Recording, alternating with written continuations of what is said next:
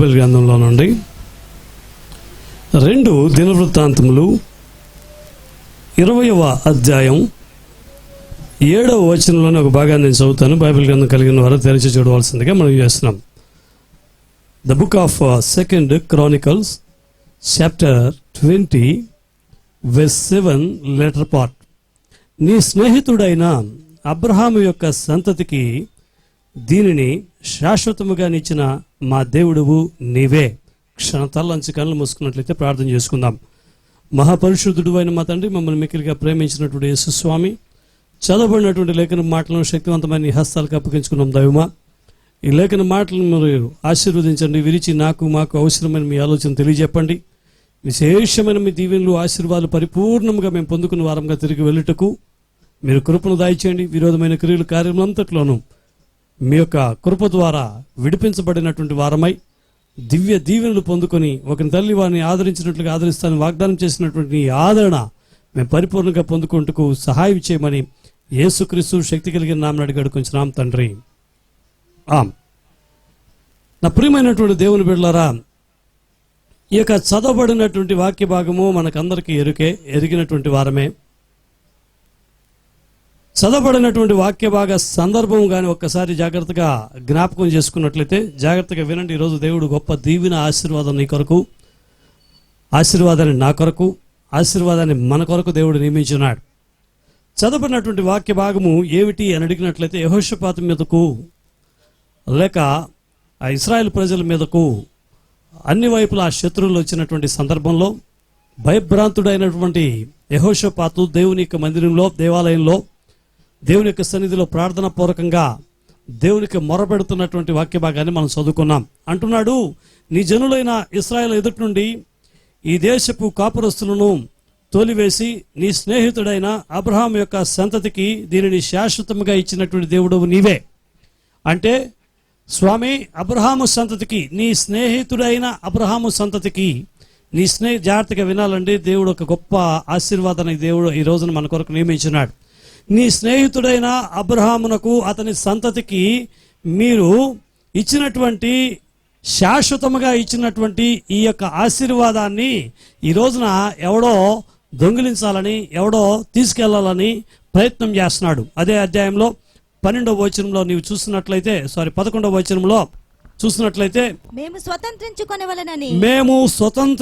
వలనని నీవు మాకిచ్చిన నీ స్వాస్థ్యములో నుండి మమ్మను తోలివేయుటకై వారు బయలుదేరి వచ్చి చేయుచున్నారో దృష్టించుము. ఒక నిష్ఠూరంగా, బాధగా, వేదనగా మమ్మల్ని స్వతంత్రించుకోమని, మమ్మల్ని సొంతం చేసుకోమని నీ స్నేహితుడైనటువంటి అబ్రహామునకు అతని సంతతికి నీవిచ్చినటువంటి ఈ స్వాస్థ్యమైనటువంటి ఈ ఆశీర్వాదాన్ని, ఈ భూమిని మేము స్వతంత్రించుకుని మేము జీవించాలని అనుకుంటే, ఈరోజు చూడు వాళ్ళు ఎలా వచ్చారో. కొంతమంది చూసావా వాడు ఏం చేస్తున్నాడో చూసారా వాడు ఎలా ప్రవర్తిస్తున్నాడో చూసాడా, వాడు చేస్తున్న ప్రత్యుపకారం చూసారా, వాడు చేస్తున్న మంచి పని చూసారా. అంటే అది యాక్చువల్గా ప్రత్యుపకారం కాదు. వాస్తవానికి దేవుడు వారికి స్వాస్థ్యంగా ఇచ్చినటువంటి వాటిని ఎవడో దొంగిలించాలని, ఎవడో దోచుకోవాలని, ఎవడో వశం చేసుకోవాలని ప్రయత్నం చేస్తున్నటువంటి సందర్భంలో యెహోషాపాతు నిష్ఠురంగా దేవుని సన్నిధిలో బాధతో, వేదనతో చేస్తున్నటువంటి ప్రార్థన, ఆక్రందన ఈ మాట. నీ స్నేహితుడైనటువంటి అబ్రహామునకు ఇచ్చినటువంటి, అతనికి అతని సంతతికి ఇచ్చినటువంటి ఈ యొక్క వాగ్దాన భూమిని ఈ రోజున ఎవడో వచ్చి దోచుకోవాలని ప్రయత్నం చేస్తున్నాడే. మీరు చూస్తున్నారా? వాళ్ళతో పోరాడడానికి మాకు శక్తి చాలదు, వాళ్ళతో గెలవడానికి మాకు శక్తి లేదు, సాధ్యం కాదు అన్నటువంటి రీతిలో ఇక్కడ దేవునితో యెహోషాపాతు మొరపెడుతున్నటువంటి మాట మనకు ఇదివరకే అనేక సందర్భాల్లో ఈ వాక్య భాగంలో నుండి అనేక విషయాలు మనం గ్రహించినటువంటి వారమై ఉన్నాం. ఆ సందర్భంగా యెహోషాపాతుతో దైవజనుడు మాట్లాడడం, దేవుడు యుద్ధం చేయటము, ఆ తర్వాత 3 దినాల పాటు అక్కడ కొల్లగొట్టినటువంటి సొమ్ము వలె శత్రువుల యొక్క ఆస్తిపాస్తులంతా వీడు సమీకరించుకోవటము, బెరక అంటే స్తుతించే ఒక అనుభవం కలిగినటువంటి రీతిలో ఆ తర్వాత కార్యక్రమం అంతా జరగటం మనకు బాగా తెలిసినటువంటి విషయమే. అయితే ఇది నా వాక్యాన్ని అందించాలని దేవుని యొక్క సన్నిధిలో గత దినము దేవుని యొక్క సన్నిధిలో మొరపెట్టినప్పుడు దేవుడు నాకు తెలియజెప్పినటువంటి మాట ఏమిటంటే, 20వ అధ్యాయము 7వ వచనంలో ఒక భాగంలో నుంచి దేవుడు నాతో మాట్లాడాడు. ఏమిటి అని అడిగినట్లయితే, నా ప్రియమైనటువంటి దేవుని బిడ్డలారా, నీ స్నేహితుడైన అబ్రహాము యొక్క సంతతికి దీనిని శాశ్వతముగా నిచ్చిన దేవుడవు నీవే. ఈ రోజున నా ప్రియమైనటువంటి దేవుని బిడ్డలారా, దేవుని స్నేహితుడు అయినటువంటి అబ్రహామునకు అతని సంతతికిని దేవుడు శాశ్వతంగా నియమించినటువంటి ఆశీర్వాదాలు నీవు నేను మనం కూడా స్వతంత్రించుకోబోతున్నాం. ఒక శాశ్వతమైనటువంటి ఆశీర్వాదాన్ని దేవుడు నీకు నాకు మనకి ఇవ్వాలని దేవుడు ఇష్టపడుతున్నాడు. హల్లెలూయా. అయితే గమనించండి, దేవుడి వాక్యము ఏదైనా ప్రిఫిక్స్తో కానీ లేక ఏదైనా సఫిక్స్తో కానీ, అంటే ముందుగా కానీ వెనక కానీ ఏదైనా ఒక ప్రత్యేకంగా ఒక మాట, ఇప్పుడు ఉదాహరణకి అలెగ్జాండర్ అంటాం, గొప్ప రాజు, అలెగ్జాండర్ ది గ్రేట్ అంటాం. అంటే అలెగ్జాండర్ అని ఆయన ది గ్రేట్, గొప్ప రాజు. అక్కడ ఏంటి సఫిక్స్, గొప్ప రాజు అని తెలుగులో చెప్పినట్టు గొప్ప అన్నది ప్రిఫిక్స్, రాజు అనేది సాధారణమైన మాట. అలెగ్జాండర్ ది గ్రేట్ అంటే అక్కడ సఫిక్స్, అంటే తర్వాత, అంటే ఈ ప్రిఫిక్స్ కానీ లేక సఫిక్స్ కానీ దేనిని తెలియజేస్తుందంటే అది కలపడం వల్ల ఒక గొప్పతనాన్ని కానీ లేక తీసివేయటానికి కానీ ఏదో కేవలంగా చెప్పడానికి కానీ వినియోగించే పదాలు ముందుగా కానీ వెనకాల కానీ.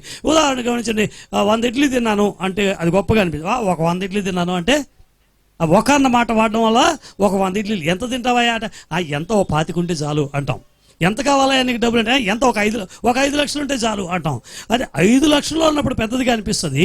అయితే ముందు ఒక 5 లక్షలు అని చెప్పినప్పుడు ఆ విలువను తగ్గించినట్లుగా. అలాగనే ఇక్కడ చూసినట్లయితే నా ప్రియమైనటువంటి దేవుని బిడ్డలారా, అబ్రహామునకు స్వాస్థ్యముగా ఇచ్చినటువంటి ఆస్తి అని చెప్పట్లా. అక్కడ క్లారిటీగా ఒక ప్రత్యేకంగా ఒక పదము వాడబడింది, నీ స్నేహితుడైన అబ్రహామునకు. హల్లెలూయా. నీ స్నేహితుడైనటువంటి అబ్రహామునకు అతని సంతతికిని స్వాస్థ్యముగా ఇచ్చినటువంటి. హల్లెలూయా. నా ప్రియమైనటువంటి దేవుని బిడ్డలారా, ఈ రోజున దైవ దీవెనలు ఆశీర్వాదాలు నీవు నేను మనం అనుభవించాలంటే అబ్రహాము ఏ విధంగా అయితే దేవుని యొక్క స్నేహితుడిగా పిలువబడ్డాడో నీవు నేను మనం కూడా దేవుని స్నేహితులుగా పిలువబడాలి. నీవు నేను మనం కూడా దేవుని స్నేహితులుగా మారాలి. వాక్య భాగంలో మనం చదువుకుంటాం, ఆది కాండము 18వ అధ్యాయం 17వ వచనంలో చూసినట్లయితే, ఆది కాండము 18వ అధ్యాయం 17వ వచనంలోగా చదువుకున్నట్లయితే, అప్పుడు యెహోవా నేను చేయబోవు కార్యము అబ్రహామునకు దాచెదనా అంటున్నాడు. జాగ్రత్తగా వినండి, గమనించండి. దేవుడు ఈ మాట వాడుతున్నాడు, దేవుడే సాక్షాత్ ఈ మాట చెప్తున్నాడు. నేనేం చేయబోతున్నానో నేను అబ్రహామునకు దాచెదనా అంటున్నాడు. అంటే అర్థం ఏంటంటే దేవుడు అబ్రహాము చాలా క్లోజ్ ఫ్రెండ్స్. చెప్పండి, చాలా క్లోజ్ ఫ్రెండ్స్. మనం ఉంటాం ఇక్కడ క్లోజ్ ఫ్రెండ్స్ అంటాం. ఇక్కడ ఇద్దరు ఉంటారు, వీళ్ళిద్దరు పక్కన లేదా వాళ్ళిద్దరు వెనక ముందు ఉంటారు, వీళ్ళందరూ కూడా క్లోజ్ ఫ్రెండ్స్ అంటారు. ఒక చిన్న తేడా వచ్చిందంటే ఈ క్లోజ్ అంతా కూడా తేడాలు వచ్చి తారుమారైపోతాయి. ఈ క్లోజ్ అనేది ఎప్పుడైనా తారుమారైపోతాయి. లోకల్లో ఉన్నటువంటి ఏ ఇద్దరు కూడా క్లోజ్ ఎన్నటికీ కూడా కాలేరు. ఒకరి అభిప్రాయానికి మరొక అభిప్రాయానికి భేదం వచ్చిందంటే, అభిప్రాయ భేదాలు వచ్చిందంటే వెంటనే తేడా అయిపోతాయి. అంతెందుకంటే పెళ్లి చేసుకుని ప్రమాణాలు చేసుకున్నటువంటి భార్యాభర్తల మధ్య తేడాలు వస్తే నువ్వేంట్రా, నువ్వే అని చెప్పేటట్టుగా మాట్లాడుకుంటున్నటువంటి రోజులు. అయితే ఇక్కడ జాగ్రత్తగా గమనించినట్లయితే ఒక మంచి స్నేహితునితో మంచి స్నేహం, ఈ రోజులో అటువంటి మంచి స్నేహము, ఇందాక ప్రేమానంద పాట పాడినట్టుగా గొర్రెలు గొప్ప కాపరి మంద కొరకు ప్రాణం పెట్టినటువంటి స్నేహితులు ఎవరు లేదు, ప్రభు అయిన యేసు మాత్రమే అటువంటి మంచి స్నేహితుడై ఉన్నాడు. ఈ రోజున స్నేహం అంటే ప్రాణం తీసేవాళ్ళుగా, లేకపోతే స్వార్థంతో అవసరతలు అక్కర్ల కొరకు స్నేహం చేసేవారుగా ఉంటున్నారు. కానీ ప్రభు అయినటువంటి యేసు ఎలా ఉన్నాడు అంటే అబ్రహాముతో ఒక మంచి స్నేహితుడిగా ఉన్నాడు. సాక్షాత్తు దేవుడే అంటున్నాడు. నాకు ఆశ్చర్యం వేసింది ఆ మాట ఎన్నోసార్లు చదివినప్పటికి కూడా, ఎన్నో పర్యాలు నేను చూసినప్పటికి కూడా, ఈరోజు నిన్నటి దినాన్ని నేను వాక్య భాగాన్ని చదువుతున్నప్పుడు ఎంత ఒక దేవుడు, ఎవరైనా సృష్టికర్త, ఎవరైనా యావత్తు యూనివర్స్ను కూడా జస్ట్ నోటి మాటలతో క్రియేట్ చేసినటువంటి ఆయన అంటున్నాడు, నేను అబ్రహాముకి చెప్పకుండా నేను ఎలా చేస్తాను. అబ్రహాం ఒకవేళ చెప్పొచ్చు, నేను దేవుడికి చెప్పకుండా నేను ఎలా చేయగలను, దేవుడు నన్ను మంచి స్నేహితుల్లాగా నన్ను ఆదరిస్తున్నాడు, దేవుడు నాతో స్నేహితుల్లాగా మాట్లాడుతున్నట్టు, అందులో గొప్పతనం ఏమి లేదు. కానీ దేవుడు అంటున్నాడు అబ్రహాముకు చెప్పకుండా నేను ఎలా చేయగలను, అబ్రహాముకు నేను ఎలా దాచగలను, అబ్రహాముతో నేను పంచుకోకుండా ఎలా ఉండగలను. అలాంటి అబ్రహాము సంతతి అయినటువంటి నీవు నేను మనం కూడా మనల్ని చూసి దేవుడు చెప్పాలి, మనతో కూడా మనల గురించి దేవుడు చెప్పాలి. పెనియేలు సంఘస్థులతో చెప్పకుండా నేను ఎలా దాచగలను, హల్లెలూయా, వారికి చెప్పకుండా నేను ఎలా ఉండగలను. వారికి నేను ఈ మాట చెప్పకుండా ఎలా ఉండగలను, నేను ఏం చేయబోతున్నానో ఎలా చెప్పకుండా ఉండగలను అన్నటువంటి మంచి స్నేహము ఈ రోజున నీవు నేను మనము దేవునితో కలిగి ఉండవలసినటువంటి వారమైనాం. ఈరోజు వర్తమాన అంశము ఏమిటంటే దేవుని స్నేహితుడైనటువంటి అబ్రహాము. చెప్పండి అందరూ ఒకసారి. దేవుని స్నేహితుడైనటువంటి అబ్రహాము. అటువంటి దేవుని స్నేహితుడిగా నువ్వు కూడా మారినప్పుడు దేవుడు ఏ విధంగా అయితే అబ్రహామునకు ఏది దాచలేదో, ఏ విధంగా అయితే అబ్రహాముకు అన్నీ పంచుకున్నాడో, అలాగున నీ జీవితంలో, నా జీవితంలో, మనందరి జీవితంలో కూడా నేను పెనియోలు సంఘమునకు ఎలా దాచగలను అంటాడు. ఎంతమంది నమ్ముతున్నారు? ఎంతమంది నమ్ముతున్నారు? హల్లెలూయా. అయితే దేవుడు నిన్ను, నన్ను, మనల్ని ఆయన స్నేహితుడిగా కన్సిడర్ చేయాలంటే, ఆయన మనం స్నేహితుడిగా, మనం కావాలంటే ఫ్రెండ్ రిక్వెస్ట్, ఫేస్బుక్లో అందరూ పంపించేది ఫ్రెండ్ రిక్వెస్ట్. దిక్కుమాలిన వాళ్ళందరూ కూడా మనకి ఫ్రెండ్ రిక్వెస్ట్లు పెడుతుంటారు. ఎవడో కూడా తెలియదు, వాడు ఎట్టాటోడో కూడా తెలియదు. నాకు బోల్డ్ అని నోటిఫికేషన్స్ వస్తాయి, కనీసం ఒక రోజుకు 100 నోటిఫికేషన్స్ వస్తాయి. అందులో చూస్తే ఏమని ఉంటుందంటే, ఈ so and so want to be a friend of you, do you అంటే నేను రిమూవ్ అంటాను. నేను ఏమంటా, నేను రిమూవ్. ఎందుకంటే ఉన్నటువంటి ఫ్రెండ్సే అంతంత మాత్రం. ఇందులో వచ్చి రోజుకు 100 వస్తే ఏం చేస్తాను? రిమూవ్, వాటిని తీసేయి. బోల్డ్ అని ఫ్రెండ్ రిక్వెస్ట్లు వస్తుంటాయి. అయితే దేవుని దగ్గర నుంచి మనకు ఒక ఫ్రెండ్ రిక్వెస్ట్ ఈరోజు రావాలంటే, హల్లెలూయా, పరము నుండి ఫేస్బుక్ సెటిలైట్లో నుంచి వచ్చినట్టుగా పరలోకం నుండి నీకు ఒక ఫ్రెండ్ రిక్వెస్ట్ రావాలి ఈ రోజున. హల్లెలూయా. నేను పలానా ప్రసాద్తో నేను స్నేహం చేయాలనుకుంటున్నానని దేవుడు ఈరోజు మనల్ని చూసి ఒక ప్రేమతో ఒక ఫ్రెండ్ రిక్వెస్ట్ పంపించాలని దేవుడు ఇష్టపడుతున్నాడు. చేతుల పైకి ఒకసారి దేవునికి స్తోత్రం చేద్దాం. హల్లెలూయా. నా ప్రియమైనటువంటి దేవుని బిడ్డలారా, ఒక ప్రసాద్ గారితో మాత్రం కాదు, కూడి వచ్చిన మనందరికీ కూడా దేవుడు ఈరోజు అబ్రహామును స్నేహించినట్లుగా, అబ్రహాంతో స్నేహం చేసినట్లుగా, నా స్నేహితుడైనటువంటి అబ్రహామునికి నేను ఎలా దాచగలను అన్నట్లుగా, అంతేకాకుండా అతని స్నేహితులు కావాలంటే ఏముందండి, దేవుడితో ఫ్రెండ్షిప్ చేస్తే, ఈ లోకంలో ఫ్రెండ్షిప్ చేస్తే ఒక ఫ్రెండ్ అనేది చాలా చాలా శ్రేష్టమైనటువంటి అనుభవం. ఒక ఫ్రెండ్ అనేది లోకంలో చివరికి భార్యతో చెప్పుకోలేంది, భర్తతో చెప్పుకోలేంది, అన్నదమ్ములతో చెప్పుకోలేంది, కన్న తల్లిదండ్రులతో చెప్పుకోలేంది. ఎవరితో చెప్పుకుంటాం అంటే ఒక మంచి స్నేహితుడితో చెప్పుకుంటాం.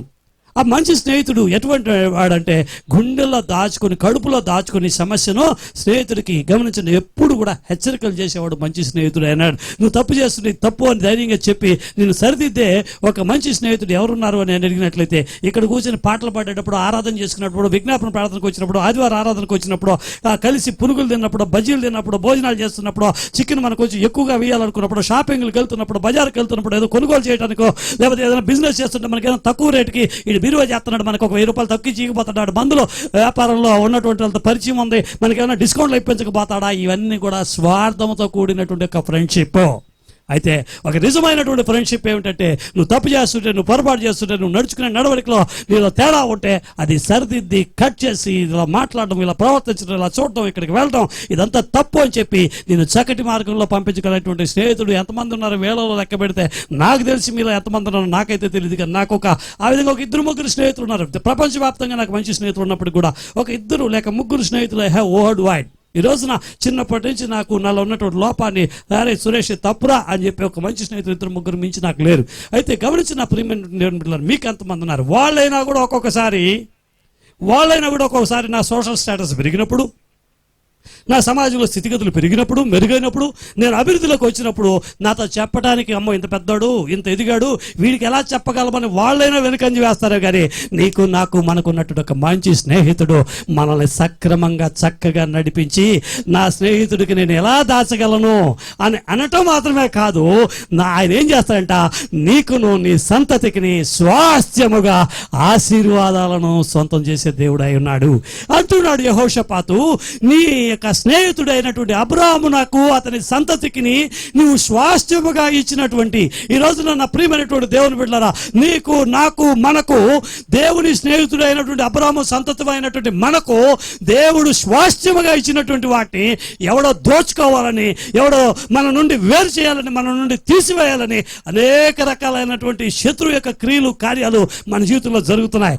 దేవుడిచ్చినటువంటి వాగ్దానం, దేవుడిచ్చినటువంటి స్వాస్థ్యం నీకు నీ సంతతికి సంతతికి నువ్వు అనుభవించాలనేది దేవుని యొక్క ఉద్దేశం. అయితే ఈరోజు అది నువ్వు అనుభవించకుండా అనేక కార్యాలు నువ్వు దేవుని స్నేహితుడి సంతానంగా ఉండనీయకుండా, దేవుని స్నేహితుడైనటువంటి అబ్రాహాము యొక్క బిడ్డలుగా మనము జీవించకుండా ఉండటానికి అపవాది ఏం చేస్తున్నాడంటే, ఆ యొక్క స్నేహం కలిగినటువంటి కుటుంబంగా, దేవునితో స్నేహం కలిగినటువంటి కుటుంబంగా కాకుండా వేరు చేయాలని, పాడు చేయాలని లోకంలో పడవేసి అక్కడ అమ్మోనీయులు, మోయాబీయులు ఏ విధంగా అయితే వచ్చి ఆ యొక్క యెహోషాపాతు మీదకి పడి స్వాస్థ్యంగా ఇచ్చినటువంటి, స్వతంత్రించుకున్నటువంటి ఆ యొక్క ఆస్తిపాస్తుల్ని లేక భూమిని వారు దోచుకోవాలని వచ్చినట్లుగా ఈరోజు నీ జీవితంలో, మనందరి జీవితాల్లో దేవుడిచ్చినటువంటి తన స్నేహితుడైనటువంటి అబ్రాహాము సంతతికి, అంటే మనకు ఇచ్చినటువంటి ఆస్తిపాస్తుల్ని, మనకిచ్చినటువంటి ఆశీర్వాదాన్ని దొంగిలించాలని, దోచుకోవాలని అపవాది చేస్తున్నటువంటి ప్రయత్నాల్లో ఈరోజు చాలా మంది ఉన్నారు.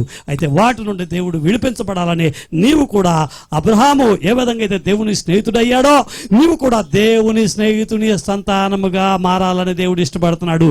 అంటే ఒక మాటలో చెప్పాలంటే అబ్రహాం మాత్రమే కాదు దేవుడి సంతానము, దేవుని స్నేహితుడు. నీవు నేను మనం కూడా దేవుని స్నేహితులుగా మారాలని దేవుడు ఇష్టపడుతున్నారు. అర్థమైన వాళ్ళ చేతుల పైకి ఒకసారి దేవునికి స్తోత్రం చెప్పండి. How many of you wanted to be or become a friend of Jesus? ఎంతమంది యేసుకు స్నేహితులు కావాలని ఇష్టపడుతున్నారు? వాళ్ళు మాత్రం చేతుల పైకెత్తి దేవునికి స్తోత్రం చెప్పండి. గమనించండి, ఈ రోజుల్లో చంద్రబాబు నాయుడు గారు నా ఫ్రెండ్ అని చెప్పుకుంటే మనకు ఒరిగేదేం లేదు, లేదా మోడీ గారు మన ఫ్రెండ్ అని చెప్పుకుంటే ఒరిగేదేం లేదు, లేదు ప్రెసిడెంట్ రేస్లో ఉన్నటువంటి హిల్లరీ క్లింటన్ గారు నా యొక్క ఫ్రెండ్ అని చెప్పుకోవటం వల్ల మనకేమీ ప్రయోజనం లేదు. ఈ లోకల్లో ఉన్నటువంటి వారు కూడా మనల్ని ఫ్రెండ్గా కన్సిడర్ చేసినప్పుడు ఏదైనా ఒకటి ఎలా జరగచ్చు. అయితే యేసు ఖచ్చితంగా నేను చెప్పగలను, ఆయన మనల్ని ఫ్రెండ్ రిక్వెస్ట్ పంపించి నన్ను మనల్ని ఆయన ఫ్రెండ్ గా కన్సిడర్ చేసినట్లయితే నువ్వు నమ్ము. దేవుడు ఆయన ఫ్రెండ్ అయినప్పుడు, సృష్టికర్త మనకు ఫ్రెండ్ అయినప్పుడు మన కొరకు యావత్ ఆస్తిని, మన కొరకు యావత్ దీవెనలు, యావత్తు స్వాస్థ్యమును దేవుడు మనకు మన సంతానానికి దయచేసే దేవుడు అయినాడు. దేవునికి మనస్ఫూర్తిగా స్తోత్రం చేద్దామా? హల్లెలూయా, హల్లెలూయా. అబ్రహాం మాత్రమే కాదండి, అతని సంతతి కూడా దేవుని యొక్క స్నేహితులుగా పరిగణించబడాలి. ఈరోజు దేవుని యొక్క స్నేహితుడిగా నువ్వు పిలువబడుతున్నావా? దేవుడు అబ్రహాంతో చెప్పినట్టు, నా స్నేహితుడైనటువంటి అబ్రహాముకు నేను ఎలా దాచగలను, ఏదైనా నేను దాచగలనా అని అనుకున్నట్టుగా నీకు దేవుడు దాచకుండా అన్ని చెప్పగలిగే స్థితిలో, అంటే దేవుని యొక్క స్వరాన్ని వినగలిగే స్థితిలో నువ్వు ఉన్నావా? ఈరోజు దేవుని యొక్క స్వరము సంఘంలో సేవకుడి ద్వారా వినిపిస్తూ ఉంటే ఆ యొక్క స్వరము నీ కొరకు పలుకుతున్నటువంటి మాటలని స్వీకరించలేని, లేక సంగ్రహించలేని, లేక అవగాహన కలగలేని స్థితిలో ఉన్నావు. ఈ రోజున దేవుడు నిన్ను తన స్నేహితుడైనటువంటి అబ్రహాము ఏ విధంగా అయితే స్నేహితుడిగా కన్సిడర్ చేశాడో, నన్ను మనందరినీ కూడా దేవుడు స్నేహితుడిగా మార్చుకొని మనతో మాట్లాడి మన కొరకు ఆయన నియమించినటువంటి, ఇవ్వదలిచినటువంటి స్వాస్థ్యమును మనం స్వతంత్రించుకోవాలని దేవుడు ఇష్టపడుతున్నాడు. మనస్ఫూర్తిగా దేవునికి స్తోత్రం చేద్దామా? హల్లెలూయా. అంటే అబ్రహాంలో ఏం చూసి దేవుడు అతన్ని స్నేహితుడిగా కన్సిడర్ చేశాడండి? ఏం చూసి ఉంటాడు? మనలో కూడా ఏదో చూడాలి. గమనించండి, మనకు ఫ్రెండ్షిప్ ఎలా ఇష్టపడుతుంది? కీర్తనకి సత్యవతి అంటే ఎందుకు ఇష్టం? సత్యవతికి కీర్తన అంటే ఎందుకు ఇష్టం? ఈ ఇష్టాలన్నీ ఒకరోజు కట్ అయిపోతాయి. అయితే దేవుడు మన మీద ఇష్టం పెట్టుకుంటే మాత్రం ఇది శాశ్వత కాలం, జీవిత కాలం మనకు ఉంటుంది. దేని చూసి రహస్యంగా ఒకవేళ వీళ్ళు అంటారేమో, వాళ్ళు అంటారేమో, వాళ్ళకి తెలిసి కొంతమంది నేను చూస్తుంటాను. మా కుటుంబంలో కొంతమంది బంధువులు ఉన్నారు. మా యొక్క పాస్టమ్ గారి అక్క కూతురు, పాస్టమ్ గారి అన్న కూతురు ఇద్దరు ఎప్పుడైనా కలుసుకుంటారు. ఒక ఇంట్లో ఎప్పుడైనా కలుసుకుంటారు, ఏదో ఫంక్షన్లో అప్పుడు చూస్తుంటాను. అక్క కూతురు, అన్న కూతురు ఇద్దరు యవ్వన ప్రాయంలో ఉన్నప్పుడు 9 గంటలకి భోజనాలు గట్రా చేసుకొని గదిలోకి వెళ్తారు. 9, 10, 11, 12, నేను చెప్పేది పగలు కాదు, 1 గంట, 2 గంటలు, 3 గంటలు, 4 గంటలు, పొద్దున 5 గంటలు, అప్పుడు దాకా ఇంట్లో వాళ్ళందరూ పడుకొని మళ్ళీ 5 గంటలకు లేచి ఉంటారు. అప్పుడు కూడా వీళ్ళిద్దరూ కుచ్చు మాట్లాడుతూనే ఉంటారు. ఏం మాట్లాడతారా? నిద్ర మానుకుని ఏం మాట్లాడతారా? అర్థం కాదు. నిద్ర మేలుకొని ఇంట్లో ఎవరికైనా పడుకొని ఏం మాట్లాడతారు ఎవరిని బిడ్డలు? అర్థం కాదు. పొద్దున ఇప్పుడు ఇద్దరికి పెళ్ళిళ్ళు అయిపోయినాయి. ఇప్పుడు వాళ్ళ నిద్రపోనికుండా వాళ్ళ పిల్లలు పిడుగుల్లా తయారయ్యారు.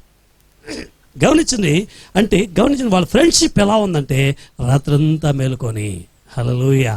అది మంచి ఒకరినొకరు వారి యొక్క బాధలు, వారి యొక్క అవసరతలు, వారికి ఉన్న మంచి చెడ్లు మాట్లాడుకొని వారు ఆ విధంగా ఈ రోజును గమనించండి.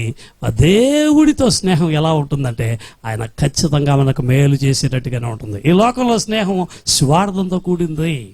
స్వార్థంతో కూడినటువంటి స్నేహాన్ని మనం కలిగి ఉంటున్నాం. అయితే లోకల్లో స్నేహం ఎలా ఉంటుందంటే మనకు కీడును, ఒక్కోసారి గొప్ప ఇబ్బందిని కూడా కలుగు చేసే రీతిలో ఉంటుంది. అయితే దేవునితో స్నేహం మనకు సదా మేలును కలుగు చేసేది అయ్యున్నది. హల్లెలూయా. అబ్రాహాములో ఏం చూసి దేవుడు అతనితో ఫ్రెండ్షిప్ చేశాడండి? ఏం చూసి అతనికి అతని సంతతికి స్వాస్థ్యముగా ఆస్తిపాస్తులను ప్రపంచంలో సమస్తాన్ని ఇచ్చాడండి?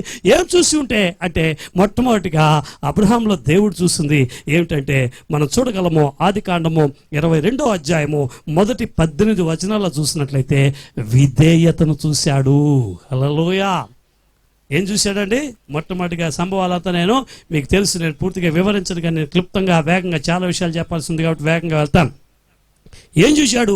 22వ అధ్యాయము మొదటి 18 వచనాలు దేన్ని డీల్ చేస్తుందండి? ఏ విషయము డీల్ చేస్తుందండి? ఏ విషయాలు, ఏ సబ్జెక్ట్ అక్కడ మాట్లాడుతుందండి?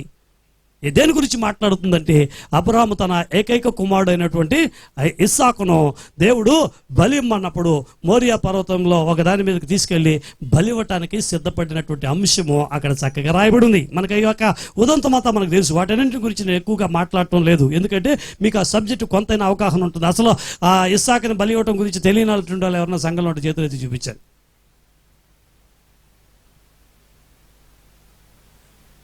అందరూ తెలుసు అనమాట. సో నేను చెప్పాల్సిన అవసరం లేదు, వెళ్ళిపోవచ్చు నెక్స్ట్ పాయింట్కి. అయితే గమనించండి, అబ్రహాము మొదటి వచనం మాత్రం చదువుదాం. ఆ సంగతులు జరిగిన తరువాత దేవుడు అబ్రహామును చదువు పరిశోధించెను. ఎట్లనగా ఆయన అబ్రహామా అని పిలవగా అతడు చిత్తము ప్రభువా అనెను. ఏమన్నాడు? చిత్తము ప్రభువా. చదువు. అప్పుడు ఆయన నీకు ఒక్కడే ఉన్న నీ కుమారుని. ఒక్కోసారి గమనించడు, కొంతమంది తేలులాగా ఆ కుట్టి తేలుకి విషయం ఎక్కడ ఉంటుంది? తోకలో ఉంటుంది. ఒకసారి దాన్ని ఏమంటారు? కొండె. అలా పొడిచి మాట్లాడతారు కొంతమంది కూడా. పొడిచి మీరు దేవుని బిడ్డలు కదా, మీకు అన్నీ జరుగుతాయి, మీరు ప్రార్థన చేసుకుంటారు కదా అని కొంచెము ఆ కొండెపు మాటలు మాట్లాడతారు. కొంచెము చర్చికి వెళ్తున్నారే, మీకేం చేయడా, ఇట్లాంటి మాట్లాడేది. ఆయన చేస్తున్నాడు కాబట్టి మనం ఇక్కడ ఉన్నాం. వాళ్ళకి చేయట్లేదు కాబట్టి వాళ్ళు కడుపు మంటతలా మాట్లాడుతున్నారు. దేవునికి సోదరం చేద్దాం. ఇక్కడ కూడా చూడండి, దేవుడు అప్పుడప్పుడు నాకు భలే అనిపిస్తుంది, ఈయన కూడా అప్పుడప్పుడు పొడవటం బాగా, అప్పుడప్పుడు పొడిచి కొంచెం రెచ్చగొట్టడం ఇష్టమేమో. ఏమన్నట్టున్నాడు చూడండి, చదువుమా. అప్పుడు ఆయన నీకు ఒక్కడే ఉన్నటువంటి నీ కుమారుణ్ణి అనగా నీవు ప్రేమించినటువంటి ఇంత చెప్పండి. దేవుడు బాబు నీ ఏకైక కుమారుణ్ణి అని చెప్పొచ్చు కదా. నీకు ఒక్కడై ఉన్నటువంటి కుమారుణ్ణి అని అనగా అంటే వివరించి, అంటే అబ్రహాంకి అర్థం కదా. అబ్రహాంకి ఉన్నది దేవుడు ఇచ్చిన శారా దంపతులకు ఇచ్చినటువంటి ఒకే కొడుకు, ఒక్కడై ఉన్నటువంటి కుమారుని.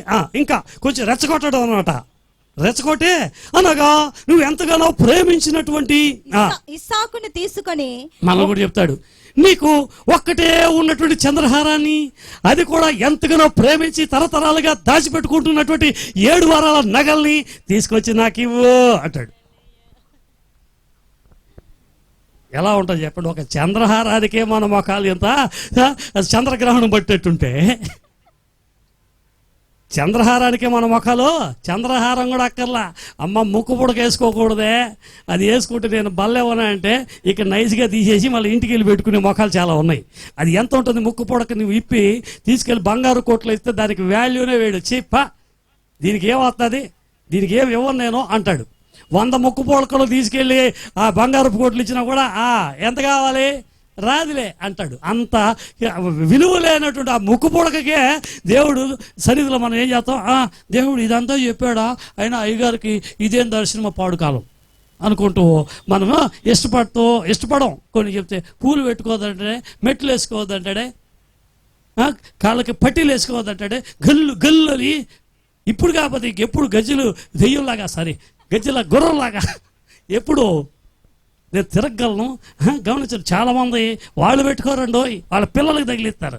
అంటే వీళ్ళు మాత్రం గజ్జలు దెయ్యాలి, గజ్జల గుర్రాలు కొట్టకూడదు, వాళ్ళ పిల్లలు మాత్రం చిన్న గుర్రాలు చిన్న దెయ్యాలుగానే ఉండాలి. గల్లు అని తిరుగుతూ ఉంటాయి. వాళ్ళు పెట్టుకోరు, పిల్లలకి ముక్కు పొడుస్తారు.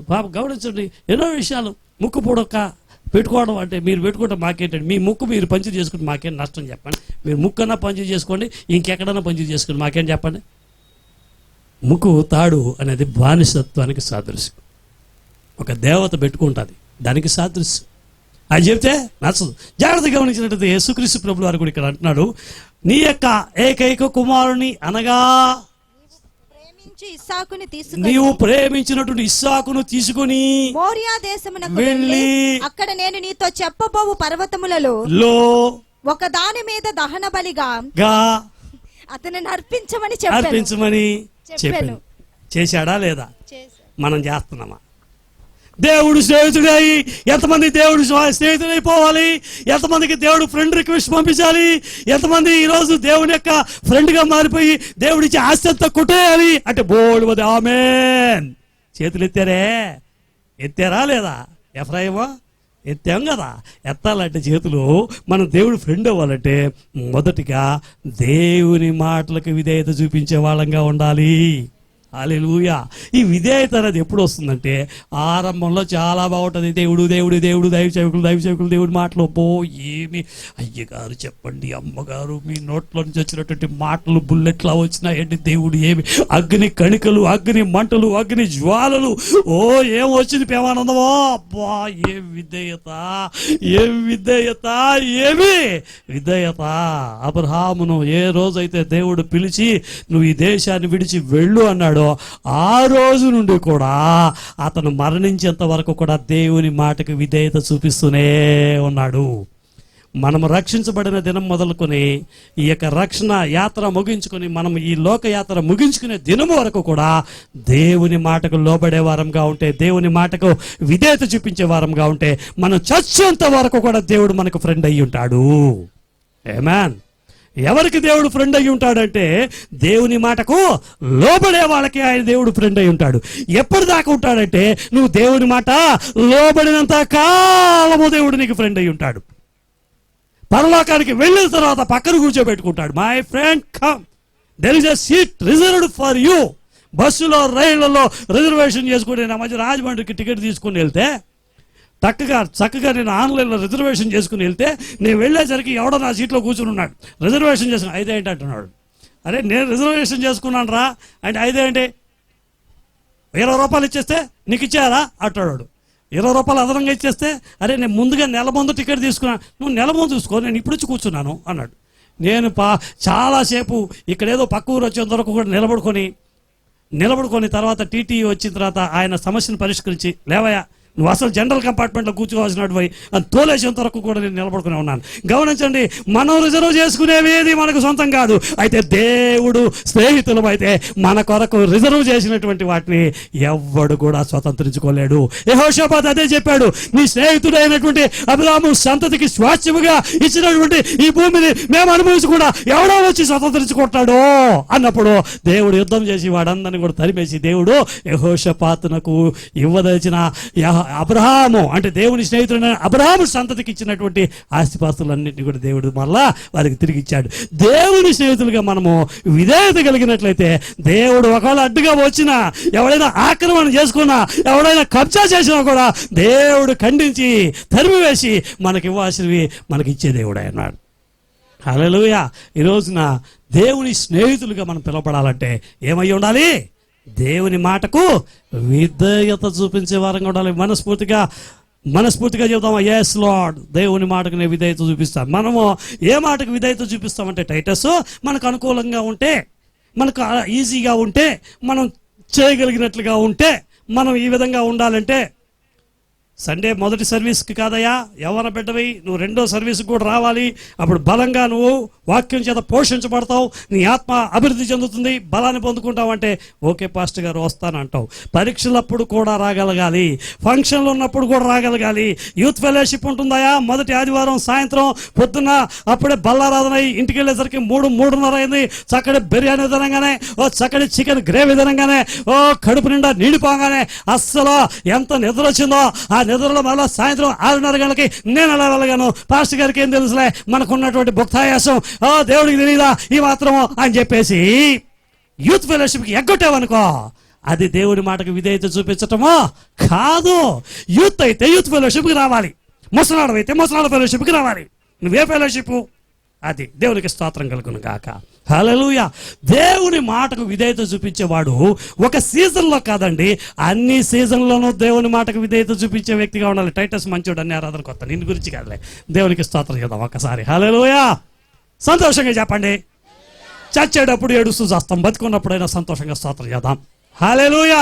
నా ప్రియమైనటువంటి దేవుని బిడ్డలారా, మొట్టమొదటిగా దేవుని మాటలకు మనము విధేయత చూపించే వారంగా ఉండాలి. రెండవదిగా చూసినట్లయితే ఆదికాండం 14:20 చదివినట్లయితే, ఇప్పటిదాకా ఏదో విధేయత అంటే కొంచెం ఈజీగా అనిపించింది, కానీ ఏదోలే ఒక సీజన్లో అయినా విందాంలే, ఒక సీజన్లో అయినా అయ్యగారు చెప్పింది, ఒక సీజన్లో అయినా అమ్మగారు చెప్పింది, ఒకవేళ చెప్పినట్టు నడుచుకున్నట్టయినా యాక్టింగ్ అయినా చేస్తాంలే అనుకున్నవచ్చు. కానీ ఇక్కడికి వచ్చేసరికి ఇది రహస్యంగా జరిగే ఒక పని కనబడుతుంది. ఇక్కడ 14:20 నీ శత్రువులను ఆ. నీ చేతికి అప్పగించిన ఆ. సర్వోన్నతుడకు దేవుడు స్తుతింపబడెను గాక అని చెప్పెను. ఆ.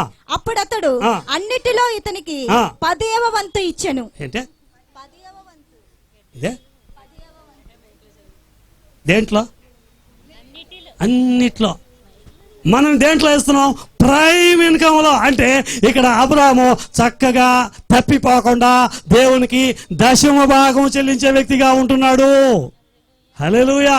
మనము దేవుని స్నేహితుడిగా పరిగణించబడాలంటే, దేవుని స్నేహితుడిగా ఎంచబడి అతని దేవునిచ్చే ఆ యొక్క స్వాస్థ్యమును, ఆస్తిపాస్తుల్ని మనము మన సంతతి అనుభవించాలంటే దేవునికి 10వ భాగం ఇచ్చే విషయంలో సక్రమంగా ఉండాలి.